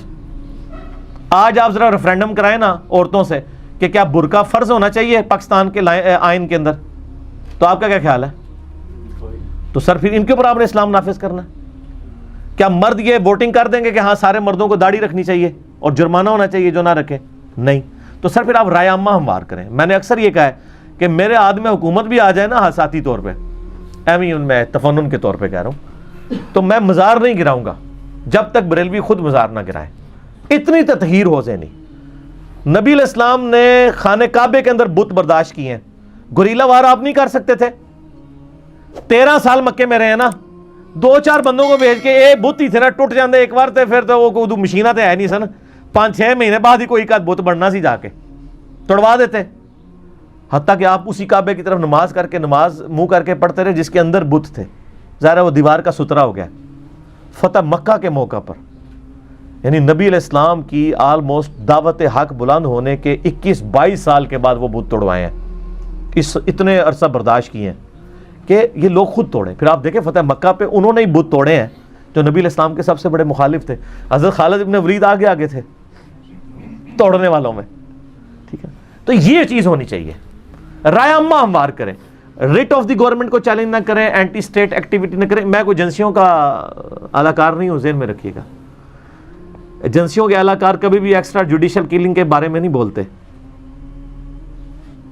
ٹھیک ہے, میں اللہ کے فضل سے میرے پاس آتے ہیں, ہم سب سے محبت کرتے ہیں اور سب کی اصلاح کرتے ہیں کہ یار آپ رول آف دا لا, اگر آپ اینٹی اسٹیٹ ایکٹیویٹی کرنے والوں سے یہ ڈیمانڈ کرتے ہیں نا کہ وہ آئین پاکستان اور رول آف لا کو فالو کریں, تو آپ کو بھی چاہیے کہ رول آف لا کو فالو کریں, پھر ہی آپ کسی کو کہہ سکتے ہیں. اور آج یہ جو اس وقت پاکستان پہ مبارک دور ہے نا اس حوالے سے کہ جب ہماری آرمی بھی, ہماری پولیٹیکل لیڈرشپ بھی, ہماری ایجنسیز بھی ایک پیج کے اوپر ہیں کہ نان اسٹیٹ ایکٹر نہیں ہوں گے, اور فریڈم آف ایکسپریشن اس حوالے سے ہونا چاہیے کہ سب لوگ اپنی رائے رکھ سکتے ہیں. ورنہ پہلے تو آپ دیکھیں جب دہشت گرد تنظیمیں تھیں, ہر فرقے کی ایک دہشت گرد تنظیم تھی, وہ دوسرے فرقے کے مولویوں کو قتل کروا دیتی تھی. یہ ضرب عضب اور رد الفساد سے پہلے کی میں بات کر رہا ہوں. اب اللہ کا شکر ہے کہ ہر طرح کے لوگ اپنا پوائنٹ آف ویو لوگوں کے سامنے رکھ رہے ہیں, اور ایسے لوگ جو ہیں وہ کافی حد تک ان کے فطروں سے محفوظ ہیں. تو ہم تو بڑے خوش ہیں یہ جو اس وقت دور ہے. ہم تو کہتے ہیں یہ مزید جو ہے نا اس میں آزادی ہونی چاہیے, اور عوام کے ہاتھ میں اسلحہ نہیں ہونا چاہیے. اور جو بھی کسی کے خلاف کارروائی کرنی ہے, اس کو کوئی مذہبی منافرت پھیلا رہا ہے, بالکل اس کو پروف کریں. لیکن مذہبی منافرت یہ نہیں ہے کہ آپ کسی کی غلطی ہائی لائٹ کریں. مذہبی منافرت یہ ہے کہ کسی کی غلطی ہائی لائٹ کرنے کے بعد اس کو کافر قرار دیں, اور اپنی پارٹی کو کہیں گے چڑھ دوڑو ان کے اوپر, انہوں نہ چھڈو. جس طرح کسی زمانے میں ہمارے یعنی ٹوائلٹس کے اندر بھی چاکنگ ہوئی ہوتی تھی, کافر کافر شیعہ کافر. حالانکہ کسی کو شرم بھی نہیں, یہ سارے الفاظ قرآن کے حروف تاجی ہیں. کاف الف فا را, کافر لفظ قرآن میں نہیں ہے. قل یا ایھا الکافرون عربی حروف تاجی نہیں ہے, یہ شیعہ کا لفظ قرآن کے اندر نہیں آیا ہوا. تو ان الفاظ کے ساتھ آپ مطلب ٹوائلٹس میں چاکنگ کر رہے تھے. اس وقت کسی کو قرآن کی عظمت کا خیال نہیں ہے کہ ہم یہ حروف تہجی کی یعنی بے حرمتی کر رہے ہیں.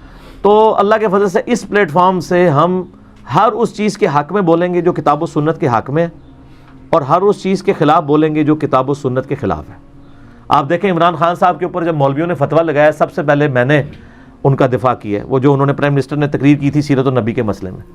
لیکن جیسے ہی ان کے کچھ وزراء نے جو ہے وہ بغیرتی کی ہے وہ شراب والے مسئلے کے اوپر, تو میں نے اس ہندو کو سپورٹ کر دیا جس نے قرارداد پیش کی تھی, رمیش کو.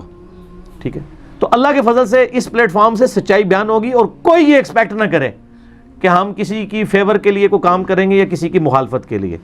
ہم صحیح بخاری کی حدیث ہے, مسلم میں بھی ہے, کتاب الایمان چیپٹر میں متفق علیہ حدیث, اس نے ایمان کی حلاوت چکھ لی جس میں 3 نشانی ہیں. نمبر 1, اللہ اور اس کا محبوب صلی اللہ علیہ وآلہ وسلم اسے پوری دنیا میں سب سے بڑھ کر محبوب ہو. نمبر 2, اس کی دوستی اور دشمنی کا معیار اللہ کی ذات ہو. اور نمبر 3, کفر کی طرف لٹایا جانا اس کے لیے اتنا ہی مشکل ہو جتنا زندہ آگ میں جلنا. وہ آگ میں جلنے کے لیے تیار ہو جائے لیکن اپنا دین نہ چھوڑے. یہ 3 نشانیاں جس میں ہوں گی اس کو مٹھاس ملے گی ایمان کی. تو اس میں پہلی شرط ہے اللہ اور اس کا رسول سب سے بڑھ کر محبوب, اور دوسرا کیا ہے, دوستی اور دشمنی کا معیار اللہ کی ذات, دنیاوی منفعت نہیں. اللہ کے فضل سے دنیاوی منفعت سے ہم کوسوں دور بھاگتے ہیں. یہی ہماری دعوت کی کامیابی کا راز ہے, اور میں اپنے بھائیوں کو بار بار کہتا ہوں, نمبر 1 عورت کے فتنے سے بچیں, نمبر 2 مال کے فتنے سے بچیں, اور نمبر 3 تکبر, فیم, مشہوری, اس کے فتنے سے بچیں. دنیا کا کوئی شیطان آپ کی دعوت کو نقصان نہیں پہنچا سکتا, اور الحمدللہ میں تینوں سے بچتا ہوں اللہ کے فضل سے. اور اس میں یعنی میرا کمال نہیں ہے, یعنی بائی نیچر مجھے اللہ تعالیٰ نے ایسا بنایا. آپ دیکھ لیں, اسی لیے مجھے پوری دنیا سے ویزے آفر ہو رہے ہوتے ہیں. ایون یہاں پہ ایسے لوگ بھی ان بھائیوں کو پتا ہے جو کہہ رہے ہیں جی یورپ کے کسی ملک میں کہ نیشنلٹی لے کے دیتے ہیں ود فیملی, آپ وہاں کے دعوت کا کام کریں. آسٹریلیا سے, امریکہ سے اتنے بندوں کا ویزا بھیج رہے ہیں جی 1 مہینے کے لیے آ جائیں. میں کہتا ہوں نا, کیوں, کیا کرنا ہے, آ کے مجھے ہاتھ لگانا ہے, آپ نے شخصیت پرستی کرنی ہے, بت پرستی کرنی ہے, کوئی بت کھڑا کرنا ہے. آپ کو مجھ سے محبت اللہ اور اس کے محبوب کے لیے, تو آپ یوٹیوب پہ بیٹھ کے دنیا کے کسی کونے میں, کیا کسی غار میں بھی چھپ کے جہاں پہ سگنل آ رہے ہوں تو آپ وہاں پہ یا صحیح بات ہے, یہاں پہ ہماری الحمدللہ روزانہ کی 25 30 40 50 بعض کا 100 تک ڈاک نکلتی ہے آل اوور دا پاکستان, بلکہ آل اوور دا ورلڈ. باقی ملکوں والے یہاں سے منگوا لیتے ہیں تو فری جاتی ہے ڈاک. ایسے ایسے ایڈریس آتے ہیں کہ جہاں پہ ڈاکیا مہینے میں 1 دفعہ جاتا ہے. ان سے یہ ہمارے بھائی پوچھتے ہیں آپ کو انجینئر, وہ کہتے ہیں جی موبائل کے سگنل آتے ہیں, یوٹیوب پہ دیکھتے ہیں. یوٹیوب حافظہ اللہ تعالی و گوگل دامت برکاتہم العالیہ, یعنی اس کی جو پازیٹیو چیزیں, نیگیٹو چیزوں کی وجہ سے نہیں میں کہہ رہا, نیگیٹو تو ہر انسان میں موجود ہے. آپ اپنے جن علماء کو حافظہ اللہ کہہ رہے ہوتے ہیں, کیا ان میں صرف نیکی کا ہی مادہ ہوتا ہے؟ پکی وہ کہتے ہیں یوٹیوب نو حافظہ اللہ کہتا ہے, وہ برائی بھی ہے تو تھوڑے مولوی کوئی برائی نہیں ہے. اللہ کہہ رہا ہے فَأَلْهَمَهَا فُجُورَهَا وَتَقْوَاهَا, ہر انسان کے اندر برائی اور اچھائی کا مادہ ہے. اس کے باوجود آپ کے بزرگ حافظہ اللہ ہیں, تو یوٹیوب میں تو اچھائی کے مادے زیادہ ہیں ایز کمپیئر ٹو آپ کے حافظہ اللہ کے, کیونکہ وہ حافظہ اللہ یا دامت برکاتہم عالیہ یا مدہ ذلہ اپنے فرقے کا ہے. یوٹیوب تو کوئی لحاظ نہیں کرتا. یوٹیوب میں آپ لکھیں گے یا تو نبی, تو وہ یہ نہیں کہے گا کہ اچھا لکھنے والا دیوبندی ہے تو میں صرف دیوبندیاں دے کلپ کھولاں, نا وہ کہے گا نہیں جی یا تو نبی تو انجینئر صاحب نے دیکھو, ٹھیک ہو گیا. وہ تو یہی کرے گا نا. آپ لکھیں داڑھی کی لمبائی, آپ چاہے داڑھی آپ کی چھوٹی ہے لمبی ہے, اس نے کلپ وہ کھولنا ہے جو سب سے زیادہ دیکھا گیا. آپ لکھیں نا یوٹیوب پہ داڑھی کی لمبائی, تو دیکھ لیں کس کا کلپ اوپر آ جائے گا. تو وہ یوٹیوب کا کوئی فرقہ نہیں ہے, گوگل کا کوئی فرقہ نہیں ہے. یہ اللہ کے فضل سے ایک اللہ نے سچائی کا موڑ دیا. اور یہ اکثر لوگ کہتے ہیں جی انجینئر صاحب جو باتیں کرتے ہیں پہلے تو کبھی کسی نے نہیں کی. سر پہلے بھی تھے لوگ, آج یوٹیوب کو آپ نکال دیں تو یہ فتنہ اسی ایک اکیڈمی تک ہی رہنا تھا نا. آج جو پوری دنیا میں سارے بر اعظموں میں دعوت سنی جا رہی ہے, یہ کیسے پہنچنی تھی؟ اگر یوٹیوب کی وجہ سے پہنچی ہے نا. سر اس طرح کے لوگ پہلے بھی موجود تھے, لیکن ان کو اللہ تعالیٰ نے ریسورسز اس زمانے میں نہیں دیے ہوئے تھے, تو ان کی دعوت اسی طریقے سے دفن ہوگی ان کے ساتھ ہی اپنے گلی محلے گاؤں تک. وہ اپنے اس فتنے کو عالمی نہیں کر سکے, ٹھیک ہے, یعنی آزمائش کو. اور سورۃ الاعراف میں آتا ہے نا کہ جو گمراہ لوگ ہیں جب اچھائی کا راستہ دیکھتے ہیں وہ ان کو گمراہی نظر آتی ہے, اور جب گمراہی کا راستہ دیکھتے ہیں وہ ان کو اچھائی نظر آتی ہے. تو وہ جو لوگ خود فتنے کا شکار ہیں نا, جب وہ سچائی سنتے ہیں نا تو ان کو فتنہ نظر آ رہا ہوتا ہے. تو دیکھنا چاہیے کتاب و سنت کے والے کو, ذاتی تو نہیں ہے, ہر چیز ریفرنس کے ساتھ بیان ہوتی ہے. ٹھیک ہو گیا. علی بھائی, کیا تمام مکاتب فکر کے ماڈریٹ علماء کے ساتھ مل کر اتحاد امت کے حوالے سے کوئی پلیٹ فارم بنانا ممکن ہے, یا پھر آپ ایک دوسرے کو غلط کہنے پر اکتفا کریں گے؟ ایک دوسرے کو پہلے تو جو وہ کہہ رہے ہیں نا جی ان سے پوچھے نا. ہمارے غلط کہنے اور دوسروں کے غلط کہنے میں فرق ہے. ہم غلط بھی کہتے ہیں, نمازیں بھی پڑھتے ہیں, چندے بھی دیتے ہیں, گالیاں بھی کھاتے ہیں, اپنے خلاف تقریریں بھی سنتے ہیں, پھر بھی جناب اسی امام کے پیچھے اگلی نماز بھی پڑھ رہے ہوتے ہیں, جبکہ یہ تو ایک دوسرے کی شکلیں نہیں دیکھتے ہیں. فرق دیکھا آپ نے؟ رہا اتحاد امت کا پلیٹ فارم, اس کو تو میں بعد میں ایڈریس کرتا ہوں. پہلے تو مجھے ذرا یہ بتائیے آپ, کیا یہ لوگ آپس میں ایک دوسرے کے ساتھ شیر و شکر ہیں؟ ابھی جو کمزور گول کیپر میدان عمل میں سارے فرقوں نے اتارے ہوئے ہیں, وہ لوگوں کو کہانیاں کرا رہے ہیں کہ نہیں یہ تو نیچے پبلک ذرا زیادہ فتنہ کرتی ہے اور انجینئر صاحب اٹھاتے ہیں, ہم تو آپس میں پیار محبت کا رشتہ ہے. ہاں مجھے پتا ہے پیار محبت کا رشتہ اس وقت ہوتا ہے جب آپ نے کوئی ایک پولیٹیکل جماعت بنا کے نا اس عوام کی چمڑی اتارنی ہوتی ہے اور حکومت میں قبضہ کرنا ہوتا ہے. پھر سب آپ لوگ اکٹھے ہوتے ہیں, ایک جگہ بیٹھ کے کھانے بھی کھاتے ہیں, ایک دوسرے کے پیچھے نمازیں بھی پڑھتے ہیں, اس وقت جب ہماری چمڑی اتارنی ہوتی ہے, ورنہ تو آپ اکٹھے نہیں ہیں. وہ کہتے ہیں نہیں آج کل ذرا لوگ جذباتی ہو گئے ہیں, پرانے ہمارے بزرگ تو ماشاءاللہ ایک دوسرے کا بڑا احترام کرتے تھے. نا پرانیاں گلاں نے نہیں کرتے تھے, اور اس کا ہم نے ثبوت دے دیا. عرض کر دیں بات یہ کہ 1905 میں امام احمد بریلوی المتوفا 1340 ہجری نے ایک کتاب لکھی ہے حسام الحرمین, حرمین کی تلوار. یہ کتاب کا نام ہی بتا رہا ہے کہ کتنی میٹھی باتیں اس میں لکھی ہیں. اس کے اندر جو کچھ لکھا ہے نا وہ تو آپ پڑھ نہیں سکتے. چوتھا فرقہ وہابیہ شیطانیہ, جو شیطان آفاق لعین کے ماننے والے ہیں. پھر اینڈ پہ جا کے لکھتے ہیں کہ میں نے جتنے علماء کے نام لکھے ہیں ان کی باتوں کے اوپر فتوے لگائے ہیں, ان کے کفر میں شک کرنے والا بھی کافر ہے, اور اجماع امت ہے کہ یہ سب کے سب واجب القتل ہیں. یہ مرتد لکھا نا, تو مرتد کی سزا تو واجب القتل ہی بتاتے ہیں نا, کیونکہ وہ کہتے ہیں وہ تو واجب القتل ہے. کتاب کا نام یہ ہے. اس کے جواب میں 1906 میں دیوبند والوں جن کے اوپر فتوے لگے تھے, غلام احمد قادیانی پہ بھی ایک فتویٰ تھا, باقی علماء دیوبند پہ تھے. 5 فتوے تھے ٹوٹل, 4 علماء دیوبند پہ اور 1 غلام احمد قادیانی پہ. اب یہ کتاب جب اسام الحرمین گئی, اس وقت کے صوفی حرمین کے انہوں نے تقریزیں لگا دی کہ آپ تو مجدد ہیں 14ویں صدی کے. تو انہوں نے پھر 1906 میں نا ان کے پاس علماء عرب نے 26 سوالات بھیجے دیوبند مدرسے میں کہ یہاں سے احمد صاحب بریلوی صاحب نے بتایا کہ آپ کے تو یہ فاسد نظریات ہیں, آپ ذرا بتائیں آپ کے عقیدے کیا ہیں. تو مہربانی کی 35 علماء دیوبند نے سائن کیے ہیں, انکلوڈنگ اشرف علی تھانوی صاحب. تو کتاب لکھی خلیل احمد سہارنپوری صاحب نے, جو شیخ زکریا کاندلوی جنہوں نے فضائل اعمال لکھی ہے نا, ان کے پیر صاحب ہیں خلیل احمد سہارنپوری. ان کے حوالے آپ کو فضائل اعمال میں لکھیں گے, میرے شیخ خلیل احمد سہارنپوری فضائل اعمال میں بھی موجود ہے.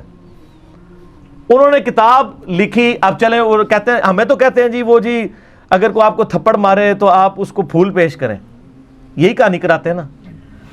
اکرام مسلم کی بھی بات کرتے ہیں. انہوں نے کیا اکرام مسلم کیا؟ انہوں نے کتاب کا نام رکھا المہند علی المفند. وہ تھا حسام الحرمین, حرمین کی تلوار. انہوں نے رکھا ہند کی تلوار. عرب کے ملکوں میں ہند کی تلوار مشہور تھی.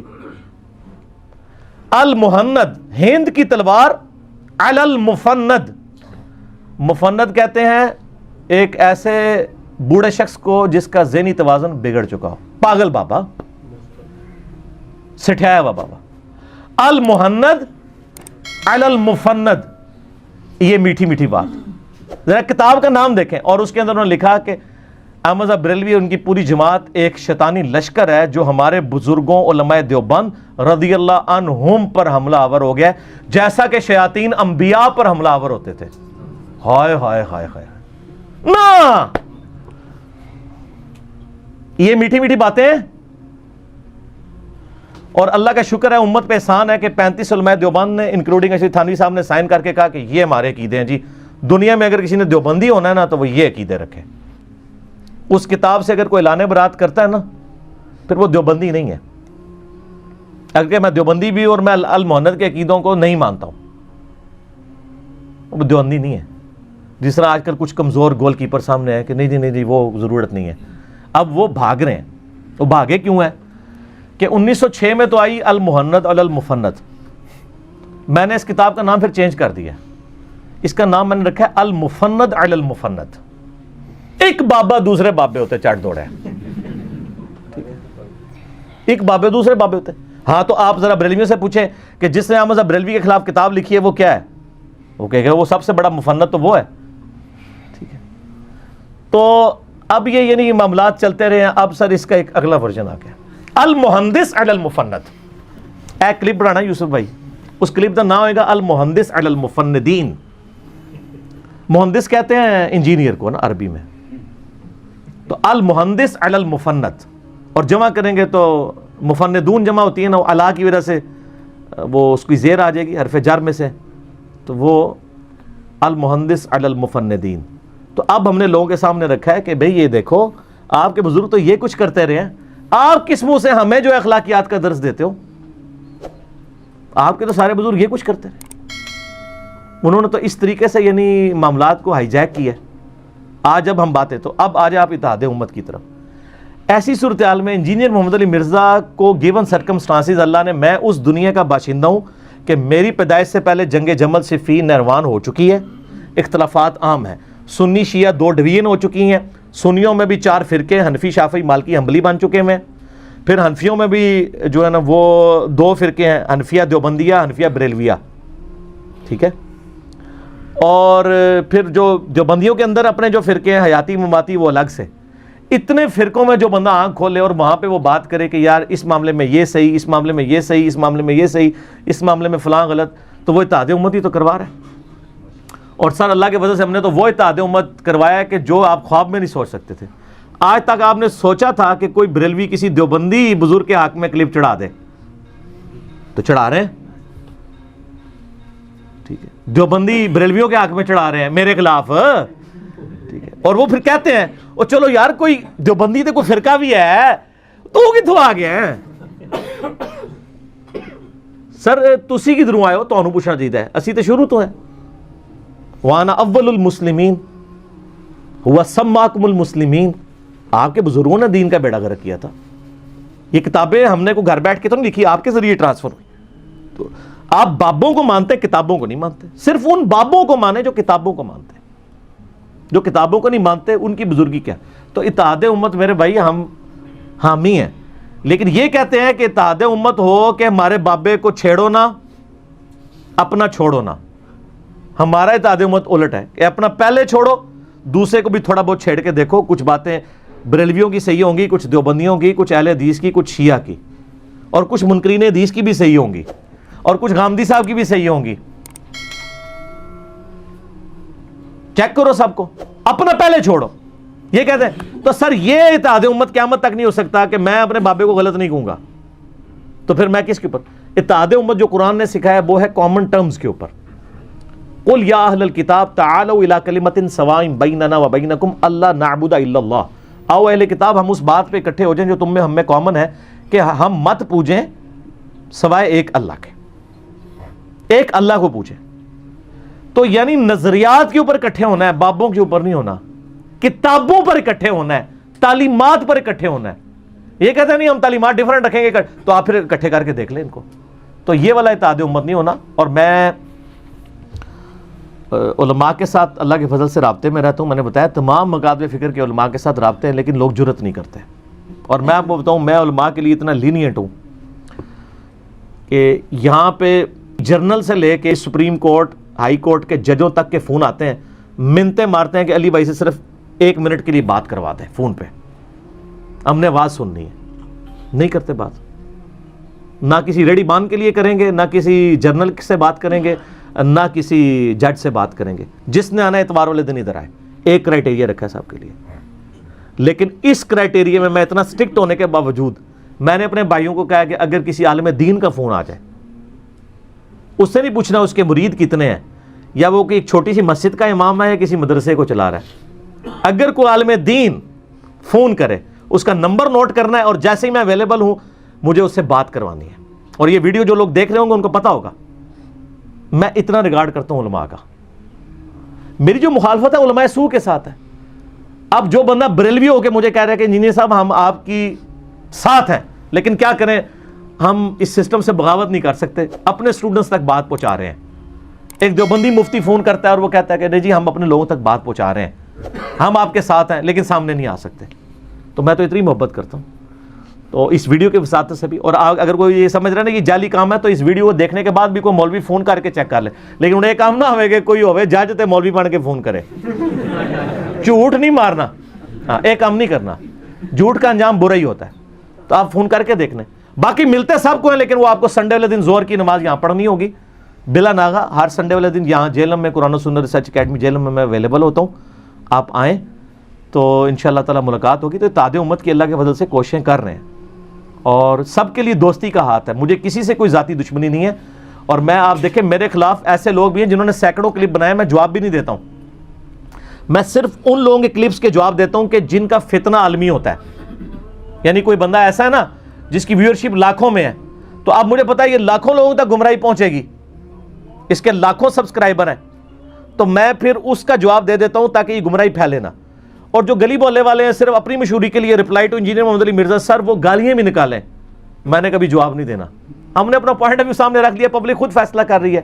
اور اکثر نیچے لوگ خود ہی جواب دے دیتے ہیں جو آؤٹ آف کنٹیکسٹ میرے کلپ چڑھاتے ہیں. اس سے کوئی فرق نہیں. یہ سر آپ اس وقت کر سکتے تھے جب یہ دعوت عالمی لیول پہ پھیلی نہیں تھی. اب یہ ایسی پھیل چکی ہے کہ آپ اگر کریں گے بھی نا تو آلریڈی لوگوں کو پتہ ہے کہ میرے نظریات کیا ہیں. اب آپ سر لیٹ ہو گئے، اور اس میں میرا کوئی کمال نہیں. یہ اللہ تعالیٰ نے آپ کے اوپر تقدیر غالب کی ہے کہ آپ نے بہت شروع میں اس فتنے کو اس طریقے سے دبایا نہیں ہے, اور اس وقت تو ظاہر ہے کہ علماء بھی یوٹیوب کام بھی استعمال کرتے تھے, تو پھر بھی جب اللہ نے اٹھانا ہوتا ہے تو اللہ تعالیٰ تو مردے میں سے بھی زندہ نکال لیتا ہے.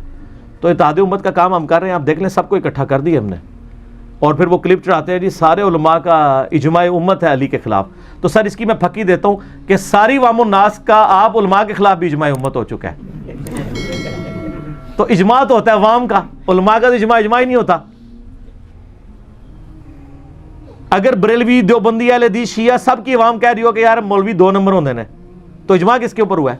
میرے اوپر کبھی آیا کہ چندے کھاندے نے, انجینئر صاحب 2 نمبر نے؟ نہیں, علماء کے کلپ آتے ہیں. تو اجماع تو ان کے خلاف ہوا ہے. ان کے اجماع کو تو اٹھا کے پرے پھیر دیے امت نے. 400 سال تک سلطنت عثمانیہ کے دور میں 4 مصلے انہوں نے ڈالے حرم شریف کے اندر, اب اٹھا ہی لے گئے نا. یہ کہتے ہیں تقلید پہ اجماع ہے, یہ 4 مصلوں میں بھی 400 سال تک اجماع کر کے بیٹھے تھے, تو اجماع ٹوٹ گیا تھوڑا. ایسا پجے کہ ہن تسی منہ چھپاندے پھر دیو کہ 4 مصلے. وہ مسلم والا بھی میرا کلپ دیکھ لینا ہے, میں نے کئی ایک ٹروتھ ریویل اس کے اندر کر دی ہیں. کبھی کہتے ہیں حملی مسلح. ابھی میں نے یوسف بھائی کی ایک ڈیوٹی لگائی ہے, ایک کلپ یہ چڑھائیں گے انشاءاللہ. اس کلپ کا عنوان ہوگا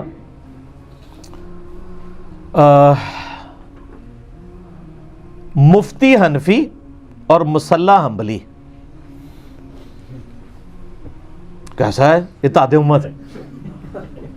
تو اس میں وہ میرے کلپ اور وہ جو مولانا ایک صاحب ہیں نا ایک, ان کے کلپ کو جوڑ کے تو وہ پبلکلی, ایک تو ویسے ایک کلپ آیا ہے نا, لوگوں کو پتہ چل گیا کہ انہوں نے بھی توبہ کر لی. جو کتابیں ان کی مان تھیں کہ ہماری عقیدے کی بنیادی کتاب ہے المحند علی المفند, آج اس سے منہ چھپاتے پھر رہے ہیں. تو سر پھر میں صحیح کہتا ہوں نا کہ لوگوں کو تو اپنی بری اولاد کی وجہ سے منہ چھپانے پڑتے ہیں. آپ کے بزرگ ایسے ہیں کہ ان بزرگوں کے کرتوت کی وجہ سے اس اولاد کو منہ چھپانا پڑ رہا ہے. اعلان برات کر دیا ہے ایک مفتی صاحب کا, میں نے کلپ دیکھ رہا ہوں, ان کا جی کوئی ضرورت نہیں ہے, ہم کب کہتے ہیں قرآن حدیث پڑھیں. تو سر یہ باتیں آپ, اس کا مطلب یہ آپ یہ بتانا چاہ رہے ہیں کہ آپ کے بزرگوں کو قرآن حدیث نہیں آتا تھا, اعلان برات کر دیا. لیکن اب تو عوام کو پتہ چل گیا ہے. یہ یاد رکھیے گا, if there is no al-muhannad al-mufannad, there is no دیوبندیت on the face of earth. Mind it. اگر المحنت سے اعلان برات ہے تو دیوبندیت فرقہ ختم. If there is no crucifixion, no Christianity. اگر تسلیس ہی پاپ کہہ دے تسلیس جعلی ہے تو کرسچینٹی ختم, المحنت ختم, دیوبندیت ختم. اور اللہ کے فضل سے آپ کو مبارک ہو. آپ نے مجھے گولڈن جوبلی کی مبارک دی تھی, میں آپ کو فرقوں کے خاتمے کے اوپر مبارک دیتا ہوں. 2 فرقے تھے بہت پہلے مبارک ہو گئے سن نا, اہل حدیث تے شیعہ تے بہت پہلے مک گئے سن. دیکھ لو نا شیعہ دے چینل تے بھی ساڈے کلپ چڑھے ہوندے نے, ٹھیک ہے نا. انہاں کول کوئی مولوی نہیں کو جو پیش کر سکن اپنے کوئی علمی گل کرنے والا, تے 2 فرقے پہلے مک گئے سن. بریلوی تو خیر میرا ایک سمجھے ان سے تو مجھے خاص عقیدت ہے نا, میرا تو جینز بریلویت کے ہے نا, تو وہ تو مجھے میری اس دعوت کو سب سے زیادہ بریلویوں نے سپورٹ کیا ہے. تو اس لیے میں انہیں بریلویوں کے ساتھ میری وہی عقیدت ہے جو نبی علیہ السلام کی قریش مکہ کے ساتھ تھی, ٹھیک ہے نا. تو اور پھر دیکھ لینا حضور کی عقیدت بالکل جسٹیفائی تھی. سر رومن اور پرشین امپائر پھر قریش مکہ نہیں الٹی ہے نا, جنہوں نے پوری زندگی مخالفت کی ہے. خالد ابن ولید نے 19 سال تک اسلام نہیں قبول کیا, لیکن جب قبول کیا تو پھر یرموک اور قادسیہ پھر آپ دیکھ لیں ان کے کارنامے, ٹھیک ہے نا. تو بریلویت تو ویسے ہی محبت کر کے پہلے ہی اجکولے لے رہی تھی. دیوبندیت ایک تھی وہ سامنے سٹانس, وہ اب آپ نے دیکھ لیا, انہوں نے اعلان برات ہی اپنی کتابوں سے کر دیا. اب بزرگوں سے اعلان برات ہو گیا نا دوسرے معنوں میں. المحنت سے اگر ہوا, اب تو یہ ان سے صرف یہ پوچھا کریں المحنت کا نام جو ہے نا المحنت علی المفند, اس کا ترجمہ صرف اپنی پبلک کو بتا دیں تو آپ کے بزرگوں کا میٹھا پن لوگوں کے سامنے, وہ جو اندر کڑواہٹ ہے, ہند کی تلوار ایک بابے کے سر کے اوپر, یہ طریقہ ہے سمجھانے کا. تو جب سے وہ آئی ہے نا المحندث علی المفند, المحندث علی المفندون اور المحندث علی المفند, ایک انجینئر جو ہے وہ سٹھائے ہوئے بابوں کے اوپر, تو وہ المفند ختم ہو گئی ہے, المحند بھی ختم ہو گئی ہے. تے انہیں نا سارے دی وڈی بھੈਣ آ گئی ہے.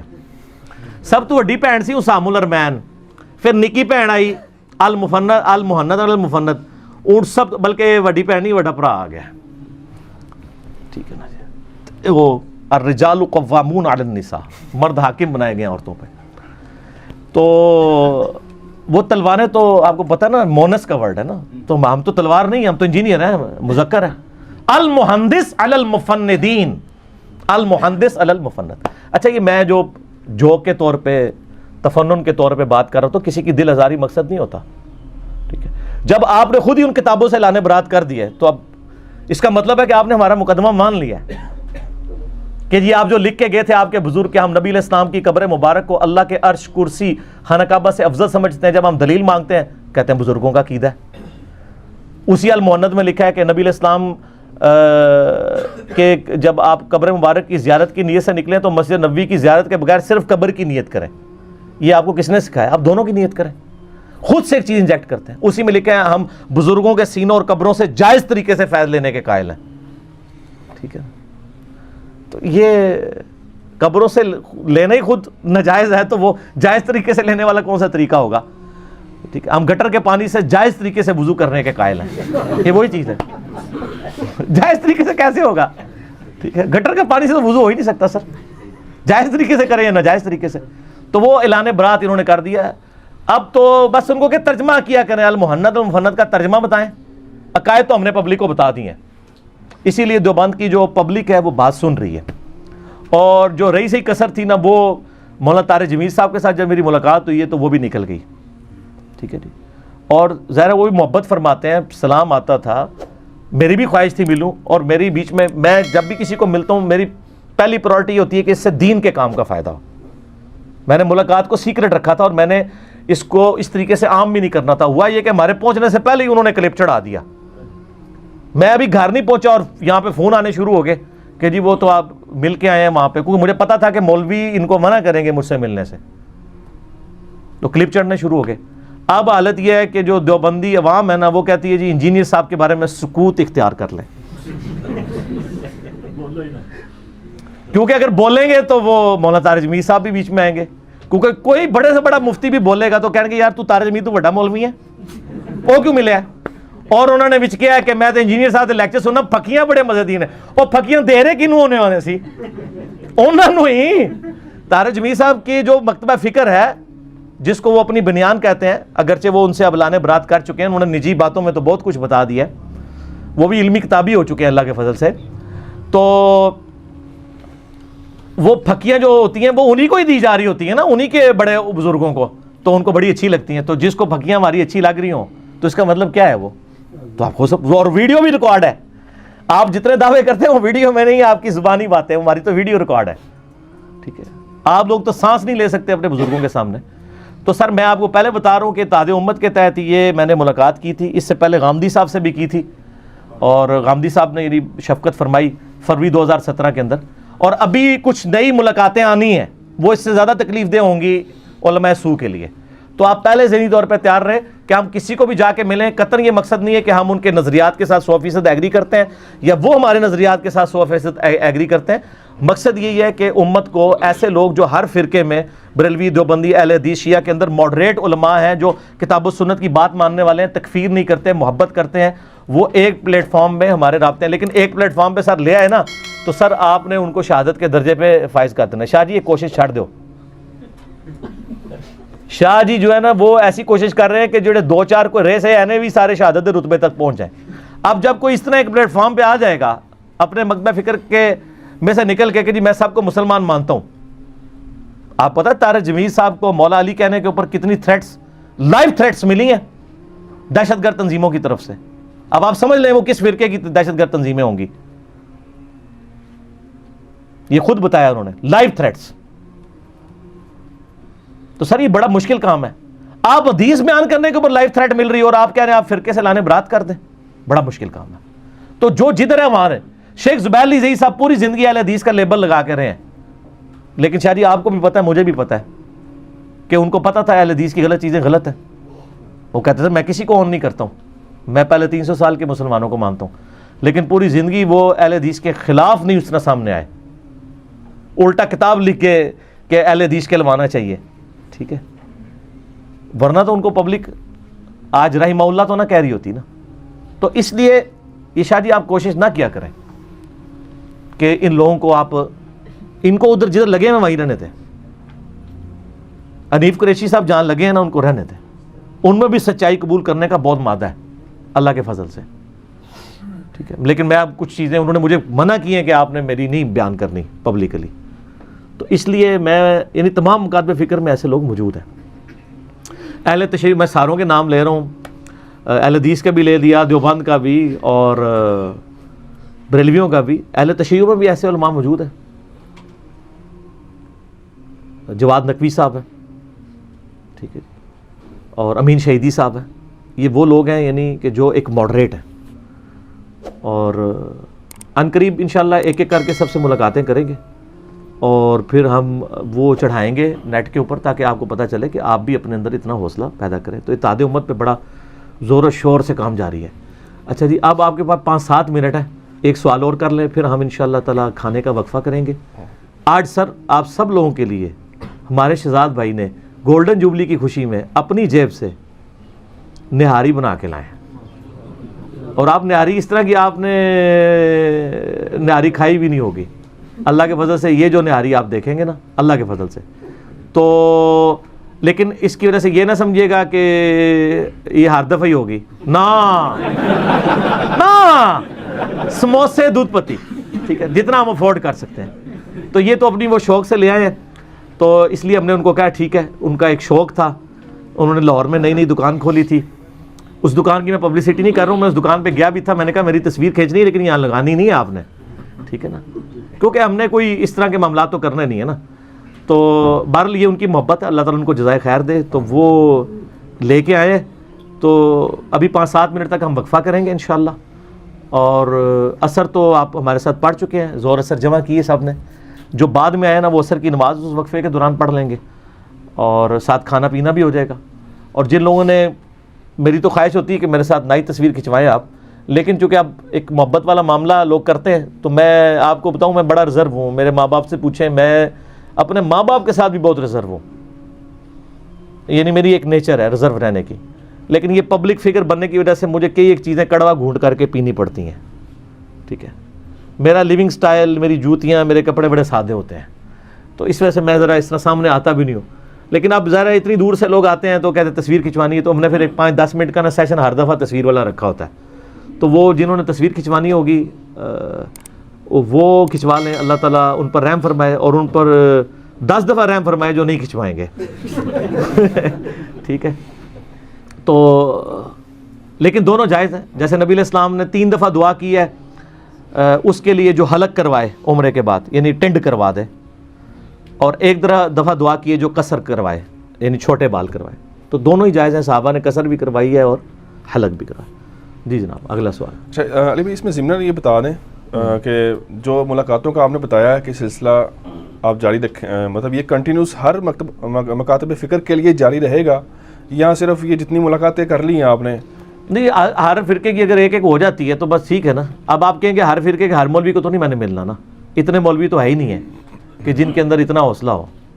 ابھی ہوں گی مزید ملاقاتیں انشاءاللہ تعالی, کچھ سامنے آ جائیں گی, کچھ نہیں آئیں گی. علی بھائی ایک اگر اجازت دیں, ویسے بس کیونکہ شاید میں اس کے بعد پھر چلا بھی جاؤں. جی جی جی. یہ ویسے جب بھی کوئی بندہ ہے کہ محبت کا کام کرے نا, تو اس کے عام طور پہ پڑھائی ضرور ہوتی ہے. یہ مطلب تفنن تو باقی طور پہ پوچھ رہا ہوں, تو آپ نے جو اتنا بڑا ایک بیڑا اٹھایا ہے, یہ بھی ذرا تھوڑا واقعات بتا دیں کہ آپ کی کبھی کوئی مطلب ہے کوئی لوگوں نے پٹائی کی ہو, یہ ہو نہیں سکتا نہ ہوئی ہو آپ. پٹائی کا میرے اوپر تو آپ کو پتا نا ایک مرڈر اٹیمپٹ ہوئی تھی 28 اکتوبر 2017 کو. نہیں اس کے علاوہ ویسے کبھی تو سر اور کیا ہو, جب آپ نے سٹارٹ کیا آخری ایکسٹریم تو یہی ہو سکتی ہے نا, ہلکی پھلکی فیملی میں, دوستوں میں. نہیں اس لیول تک بات نہیں پہنچی. اس کی وجہ یہ ہے کہ وہ قرآن پاک میں آتا نا کہ اے شعیب, اگر ہمیں تیرے قبیلے کا ڈر نہ ہوتا تو اب کب سے تجھ سے نپٹ چکے ہوتے. ظاہر میں ایک یعنی اسٹرانگ فیملی سے تعلق رکھتا ہوں, فائنینشلی بھی اور قبیلہ وائز بھی. مغل ادھر بہت زیادہ ہیں, اور پھر یہ ہے کہ میں کبھی اس ایکسٹریم پہ گیا نہیں ہوں نا کسی کے ساتھ.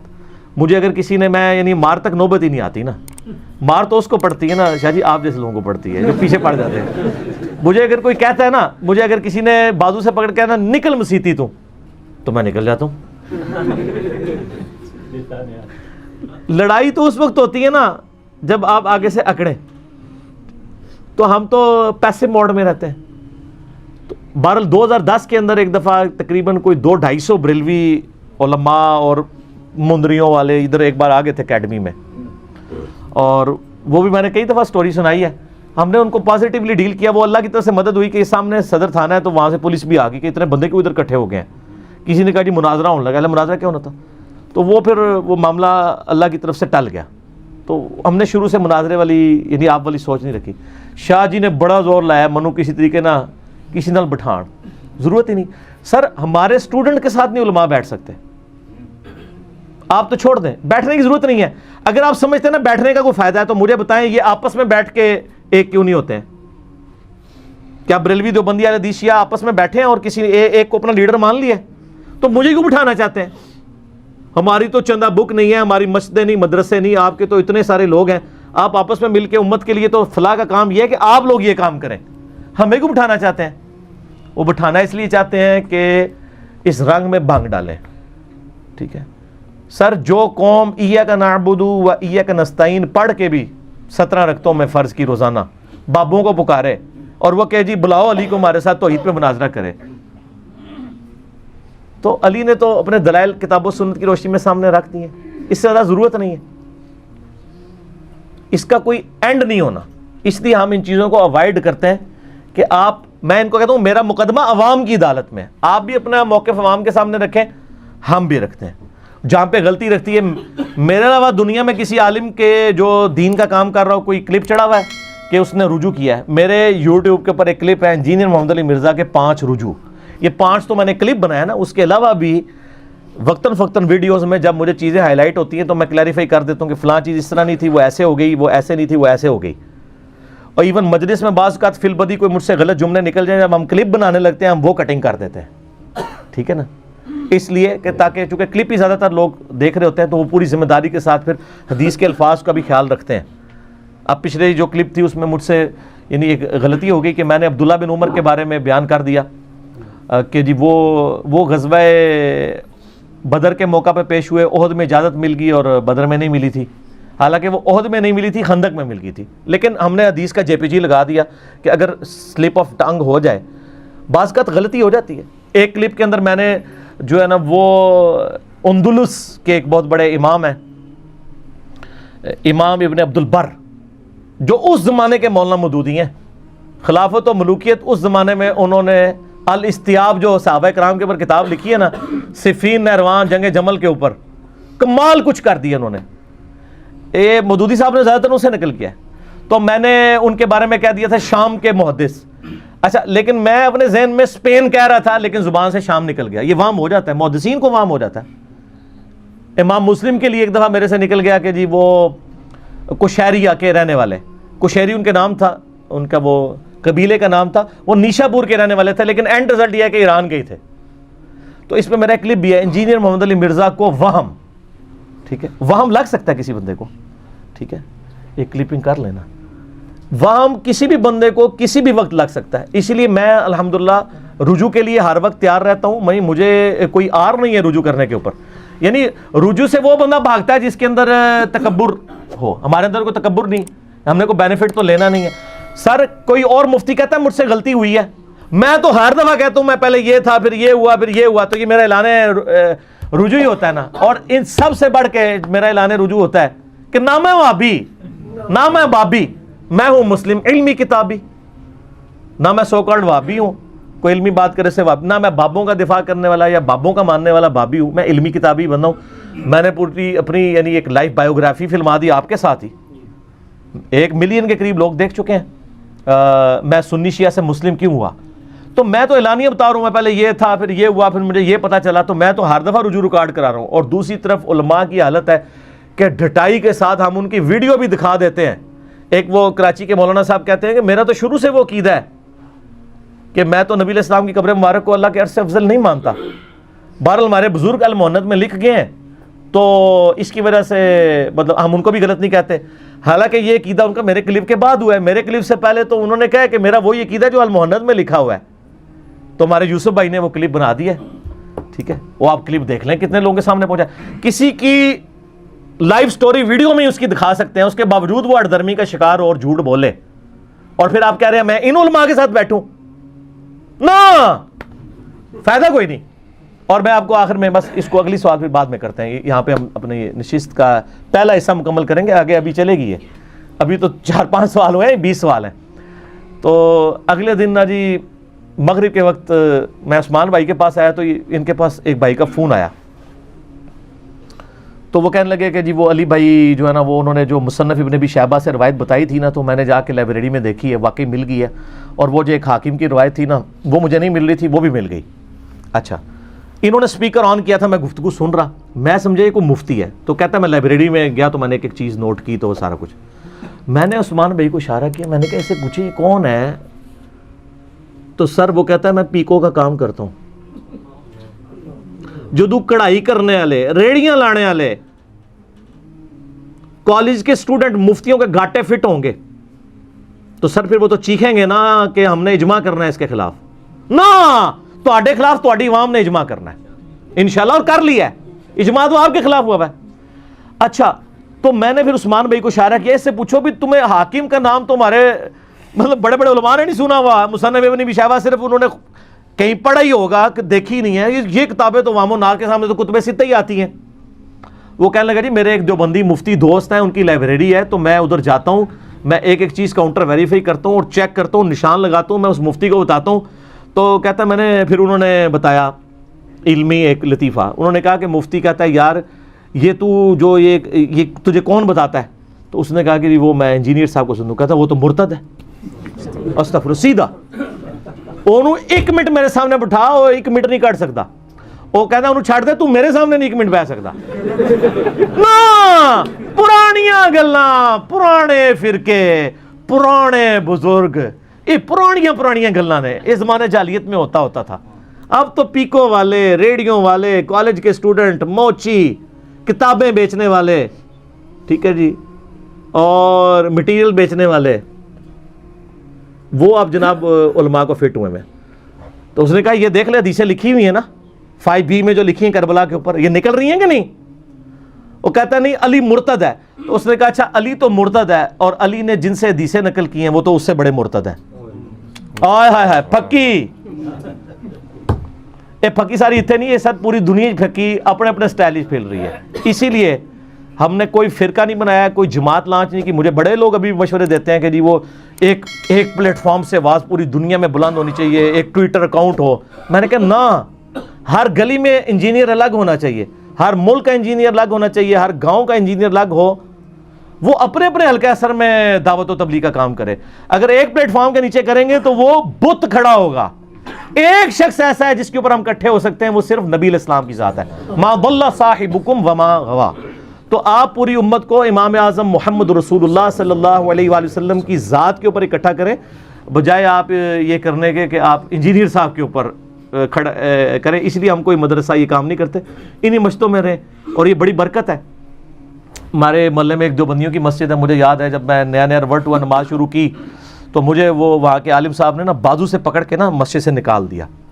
یعنی پہلے تو میری عادت تھی, میں تحدیث نعمت کے طور پر بتا رہا ہوں, میں فجر سے اشراق تک مسجد میں اعتکاف کرتا تھا. اب تو کرتے کرتے یعنی معاملات بڑے سکڑ گئے ہیں, کیونکہ اس سے زیادہ امپورٹنٹ کام شروع ہو گئے تو مشکل ہو گیا میرے لیے. تو پھر میں نماز پڑھ کے نکل آتا تھا, تو بلکہ وہ میں تو آمین زیادہ اونچی بھی نہیں کہتا ہوں, میں درمیانی آمین جو سنت ہے وہ پھر بھی ان کو چپتی تھی, وہ تو ادھر جا کے پڑھا کر, یہ وہ, میں چپ کر کے سنتا رہتا تھا. میں نے مسجد نہیں چھوڑی, ٹھیک ہے. اس کی برکت میں آپ کو بتاؤں کیا ظاہر ہوئی ہے. یہ تو چاہتے ہیں آپ مسجدیں چھوڑ دیں.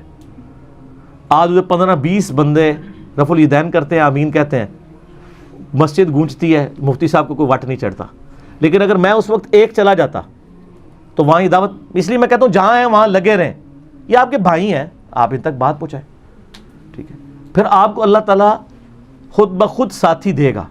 پھر انہوں نے منت کی, یار آپ لوگ ہمیں غلط بھی سمجھتے ہو, ہمارے پیچھے نمازیں کیوں پڑھتے ہو. تو ہمارے ایک بھائی جو لکڑی کا کام کرتے ہیں, کوئی مفتی نہیں ہے, ان کا مفتی صاحب بات یہ ہے کہ المصنف ابن ابی شیبہ میں موجود ہے. آئے ہائے ہائے سر, لکڑ والے نے کہنا سی المصنف ابن ابی شیبہ میں موجود ہے. تو آڑے مولویوں نے بخاری مسلم نہیں پوری پڑھی کہ جی عبداللہ بن عمر کہتے ہیں جب تک خوارج کی مسجدوں سے حی علی الصلاح حی علی الفلاح کی آوازیں آئیں گی, ہم ان کی اذانوں کا جواب بھی دیں گے, ان کے پیچھے نماز بھی پڑھیں گے. جب تک ہمیں السلام علیکم کہیں گے ہم وعلیکم السلام بھی کہیں گے. لیکن جب یہ ہمیں کہیں گے نا کہ اپنے بھائیوں کو قتل کرو, تو پھر ہم ان کا بات نہیں مانیں گے. تو تو انہوں نے کہا عبداللہ بن عمر تو کہہ رہے ہیں کہ حی علی الصلاح حی علی الفلاح، جہاں سے آواز آئے نماز پڑھو. تو اگر آپ چاہتے ہیں کہ ہم آپ کی اس دیوبندیوں کی مسجد میں نماز نہ پڑھیں، چونکہ وہ خود بھی پوری زندگی دیوبندی رہے، ان کے والد صاحب بھی تو وہ ریورٹ ہوئے تھے، تو آپ حی علی الصلاح حی علی الفلاح اذان میں سے ختم کروا دیں تو ہم نہیں آئیں گے. وہ کہتے یار کنہاں نال بات پے گی ساڈی. سر دنیا میں آپ نے ایسی زبردستی محبت کرنے والے لوگ دیکھے ہوں گے جو اختلاف رائے کے باوجود کہیں کہ پیچھے اس امام کے. سر یہ ہے چینج، یہ ہے تبدیلی. ٹھیک ہے، سنن کبری البیہقی میں ہے، سنن کبری البیہقی میں، مصنف ابن ابی شیبہ میں نہیں، سنن کبری البیہقی میں. مصنف ابن ابی شیبہ میں مولا علی ولی ہے خوارج کے بارے میں. تو یہ دیکھ لیں جناب، یہ بتا رہے ہیں، ایک مفتی نہیں ہے لیکن سارا علم کسی کی میراث تو نہیں ہے نا، کاؤنٹر ویریفائی کریں گے تو پھر لوگ، پھر حضرت عمر بھی پیدا ہو جاتے ہیں. میں بتاؤں ہر جگہ. ایک دن میں فجر کے وقت آیا نا، تو فجر کی نماز شروع ہونے لگی نا، تو ایک وہاں کے ملک صاحب بڑے تھے، 6-6.5 فٹ قد، یہ ان کی جان. اور وہاں ہر علاقے میں ذرا مال والے بھی اور روب والے لوگ بھی ہوتے ہیں نا. اسی دیوبندیوں کی مسجد میں جس کے مفتی نے مجھے نکالا تھا، نماز میں نیت کرنے لگا، مجھے کہتا ہے آج میں بھی آمین کہنی ہے. تو دبا کے اونچی آمین کہنی ہے. لیکن میں تو ظاہر جذباتی نہیں ہوتا، میں نے تو اتنی کہنی تھی نا جتنی کہنی تھی. ہوا کیا کہ جب وہ امام نے قرات شروع کی نا، تو امام جب پہنچا نا غیر المغضوب علیہم، ابھی ولضالین اس نے کہا نہیں تھا، تو اس نے کہا آمین. اچھا ظاہر وہ بیچارہ پہلی بار کہہ رہا تھا، وہ تو اس نیت سے کھڑا تھا کہ آج میں نے آمین اونچی کہنی. جب اس نے آمین کہا، امام صاحب قرات ہی بھول گئے. انہوں نے پہلی سورت شروع کی لی الافی قریش، وہ بھول گئے. پھر انہوں نے الم تری کیف فعل، وہ بھول گئے. گھبرا گئے. سر ان مولویوں نے کبھی سوچا تھا کہ ہمیں بھی کچھ چیلنج کرے گا اس سسٹم کو؟ یہ تو بڑے بڑے بدماش بن کے بیٹھے ہوئے تھے، یہ ان کے قلعے تھے، ان کو کون للکار سکتا تھا؟ اچھا جی، دوسری رکعت میں بھی اس نے بڑی مشکل سے، اور اس آواز بالکل بیٹھ گئی جیسے وہ مردہ ہو گیا، بالکل قرات بھی بھول گیا. الحمدللہ رب العالمین الرحمن، اس طرح سے قرات کی. اچھا یار جسے کو ہارٹ فیل ہو جاتا ہے، کسی کو ہارٹ اٹیک ہو جاتا ہے. اچھا اب میں نے کہا یا اللہ مارے گئے، آج میری شامت آ جڑی ہے. سلام پھیر کے نا جب فارغ ہوئے نا، تو میں نے کہا یہ اس مفتی نے تو آج بہت بڑی تقریر کرنی ہے. جیسے ہی اس نے سلام پھیرا نا، وہ بندہ دوسری صاحب میرے ساتھ کھڑا تھا نا، وہ پرنا ایک ساتھ اپنا تولیہ بھی ساتھ لے کے آتا ہے، اس نے تولیہ ایسے ادھر رکھا، سلام پھیرتے ہی نا ایسے کر کے کھڑا ہو گیا مولوی کی طرف منہ دیکھ کے. بس ایڈی کو جناب علمی کتابی تے مجاہدے ملت ہوندے نے. وہ کوئی غریب آدمی نہیں تھا، وہ ملک تھا وہاں کا.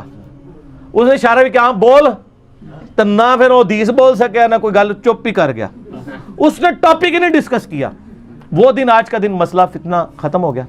ایک دوسرے بھائی تھے، وہ بھی دیوبندی سے ریورٹ ہوئے، ان کو بڑا تنگ کرتے تھے، تو وہ تقریریں پوری اس کے اوپر کرے. اور اس کی آپ حوصلہ دیکھیں سر، یہ حوصلہ ہم نے لوگوں کو دیا نا کہ ممبر پہ ہم تو پتہ ہے نا تقریر بھی ہو رہی ہو تو 2 نفل پڑھتے ہیں. بخاری مسلم میں ہے کہ آپ نے وہ تقریر اس کے خلاف ہو رہی ہوتی تھی، وہ سیدھا پہلی صف میں کھڑے ہو کے نا اللہ اکبر، تقریر اس کے خلاف ہو رہی ہے، سلام پھر کوئی غصہ نہیں، کوئی کچھ نہیں. تو بعد میں وہ مولانا صاحب کو اس نے کہا حضرت صاحب آپ ہمارے لیے بہت قابل احترام ہے، ہم نے آپ سے قرآن بچپن میں پڑھا ہوا ہے، ہم آپ کی بڑی عزت کرتے ہیں، آپ جتنا مرضی کریں گے ہم آپ کے ساتھ کوئی غصہ نہیں کریں گے. البتہ ہم ایک اپلیکیشن تھانے میں دے دیں گے کہ عالم صاحب یہاں پہ مذہبی منافرت پھیلا رہے ہیں، پھر پولیس جانے اور ہم آپ کے ساتھ بے حرمتی والا معاملہ نہیں کریں گے.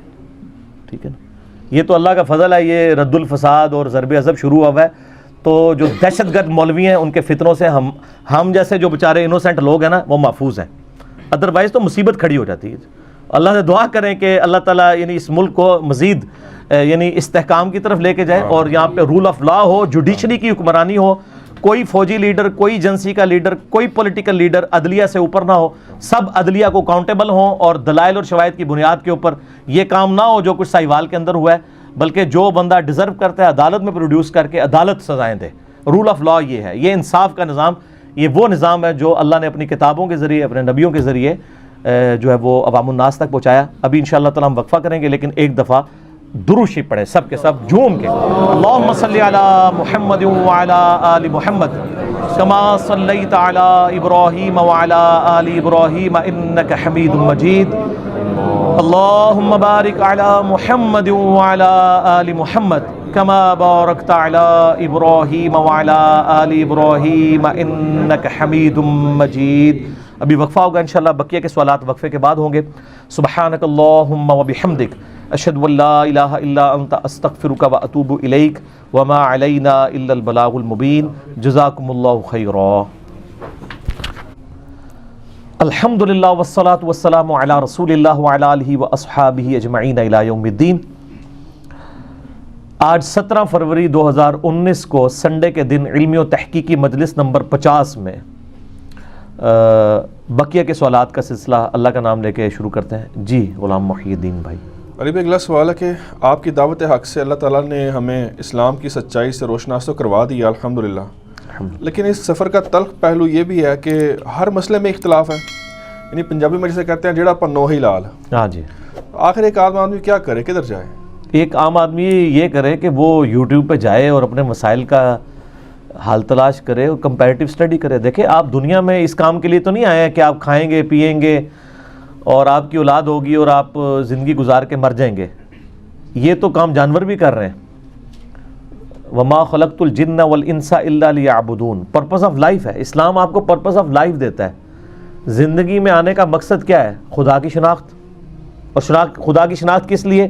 کہ اللہ تعالیٰ نے دنیا کی زندگی عارضی بنائی ہے، اصل زندگی آخرت کی ہے۔ لیکن اللہ نے پھر ساتھ ہی کہہ دیا بل تؤثرون الحیات الدنیا والآخرۃ خیر وابقی ان ھذا لفی الصحف الاولی صحف ابراہیم وموسیٰ، بلکہ تم دنیا کی زندگی کو ترجیح دیتے ہو، حالانکہ آخرت کی زندگی ہمیشہ ہے اور بہتر بھی ہے اور ہمیشہ رہنے والی ہے۔ یہی ایک کانٹے کی بات تھی جو اگلے صحائف میں بھی تھی، قرآن سے پہلے صحیفوں میں، چاہے وہ ابراہیم علیہ السلام کے صحائف ہوں یا موسیٰ علیہ السلام کے۔ تو دنیا میں آنے کا مقصد اللہ کی شناخت، اللہ کی معرفت ہے، اور دنیا کی زندگی کو عارضی سمجھنا، آخرت کی زندگی کو ابدی سمجھنا اور اس ابدی زندگی کے لیے تیاری کرنا۔ تو سر یہ تیاری جو ہے وہ ربو ہی نہیں ہو جائے گی خود بخود ہی۔ دنیا میں کوئی کام بھی اپنی نیچرل پیس پہ تو نہیں ہوتا اگر آپ نے اس کو منطقی انجام تک پہنچانا ہے، تو اس کے لیے پھر آپ کو ایفرٹ پٹ کرنی پڑے گی۔ تو یہ سر تلخ پہلو ہے، اسی وجہ سے تو ہم یہ کر رہے ہیں۔ یہ ہم نے فیلڈ کیوں اڈاپٹ کی ہے؟ آپ دیکھیں، لوگ کہتے ہیں جی میٹھی میٹھی باتیں کریں، وہ دیکھیں جی طارق جمیل صاحب کو کتنی میٹھی باتیں کرتے ہیں۔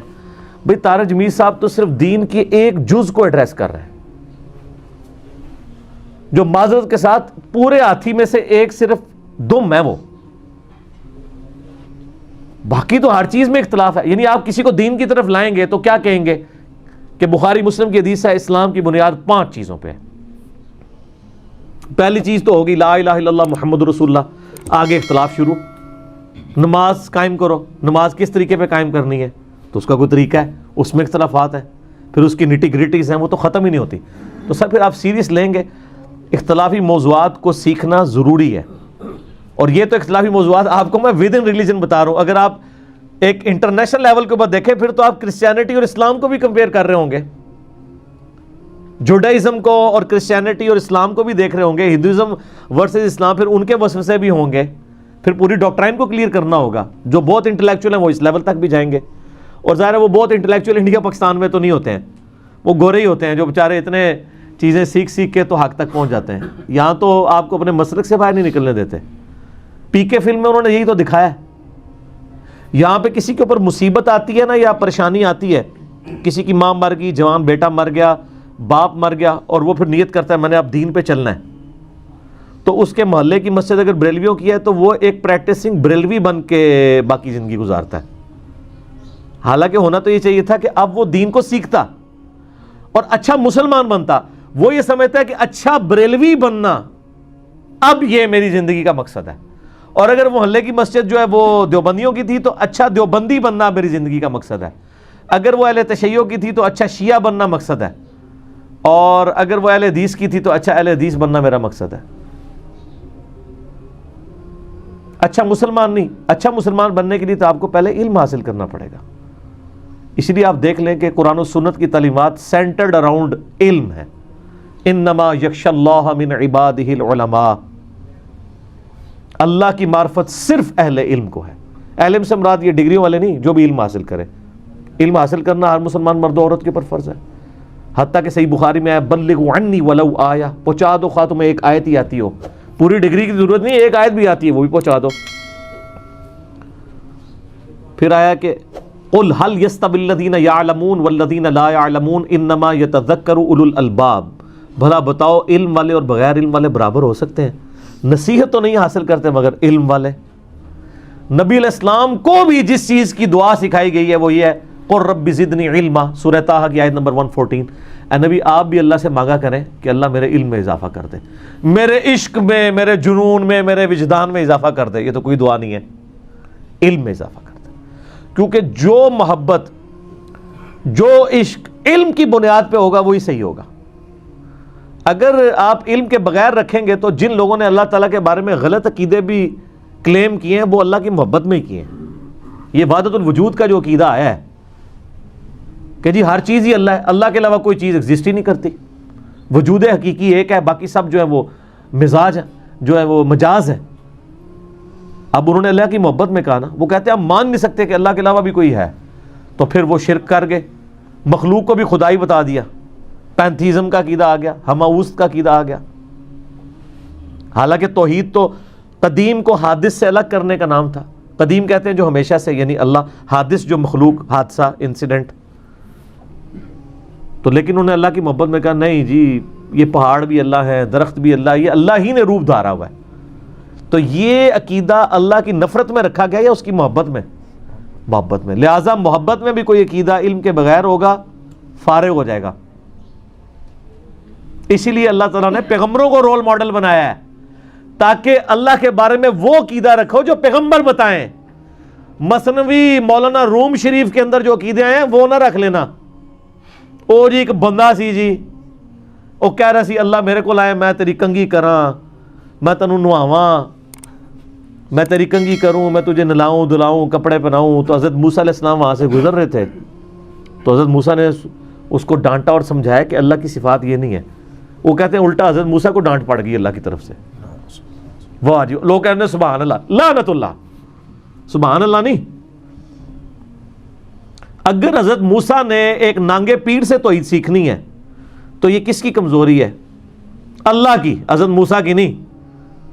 کیونکہ آن دا فیس آف ارتھ خدا کا ریپریزنٹیٹیو کوئی نانگا ہوتا ہے یا پروفٹ ہوتا ہے؟ یہ تو اللہ تو یہی بتا رہا ہے نا، وَإِن مِّن أُمَّةٍ إِلَّا خَلَا فِيهَا نَذِيرٌ. کوئی امت ایسی نہیں گزری جس میں ہم نے کوئی پیغمبر ڈر سنانے والا نہ بھیجا ہو. اگر پیغمبروں نے نانگے پیروں سے دین سیکھنا ہے تو پھر یہ تو نعوذ باللہ اللہ کے اوپر حرف آتا ہے کہ وہ نہیں دین سکھا سکا. یہ سب جعلی واقعات، جھوٹے واقعات، پیغمبروں کو نیچا کرنے کے لیے اور بابوں کو اوپر کرنے کے لیے. تو لیکن آج کل بابوں کے بھی ابو جی آگے ہوئے ہیں مارکیٹ میں، آپ کو پتہ ہے نا کون؟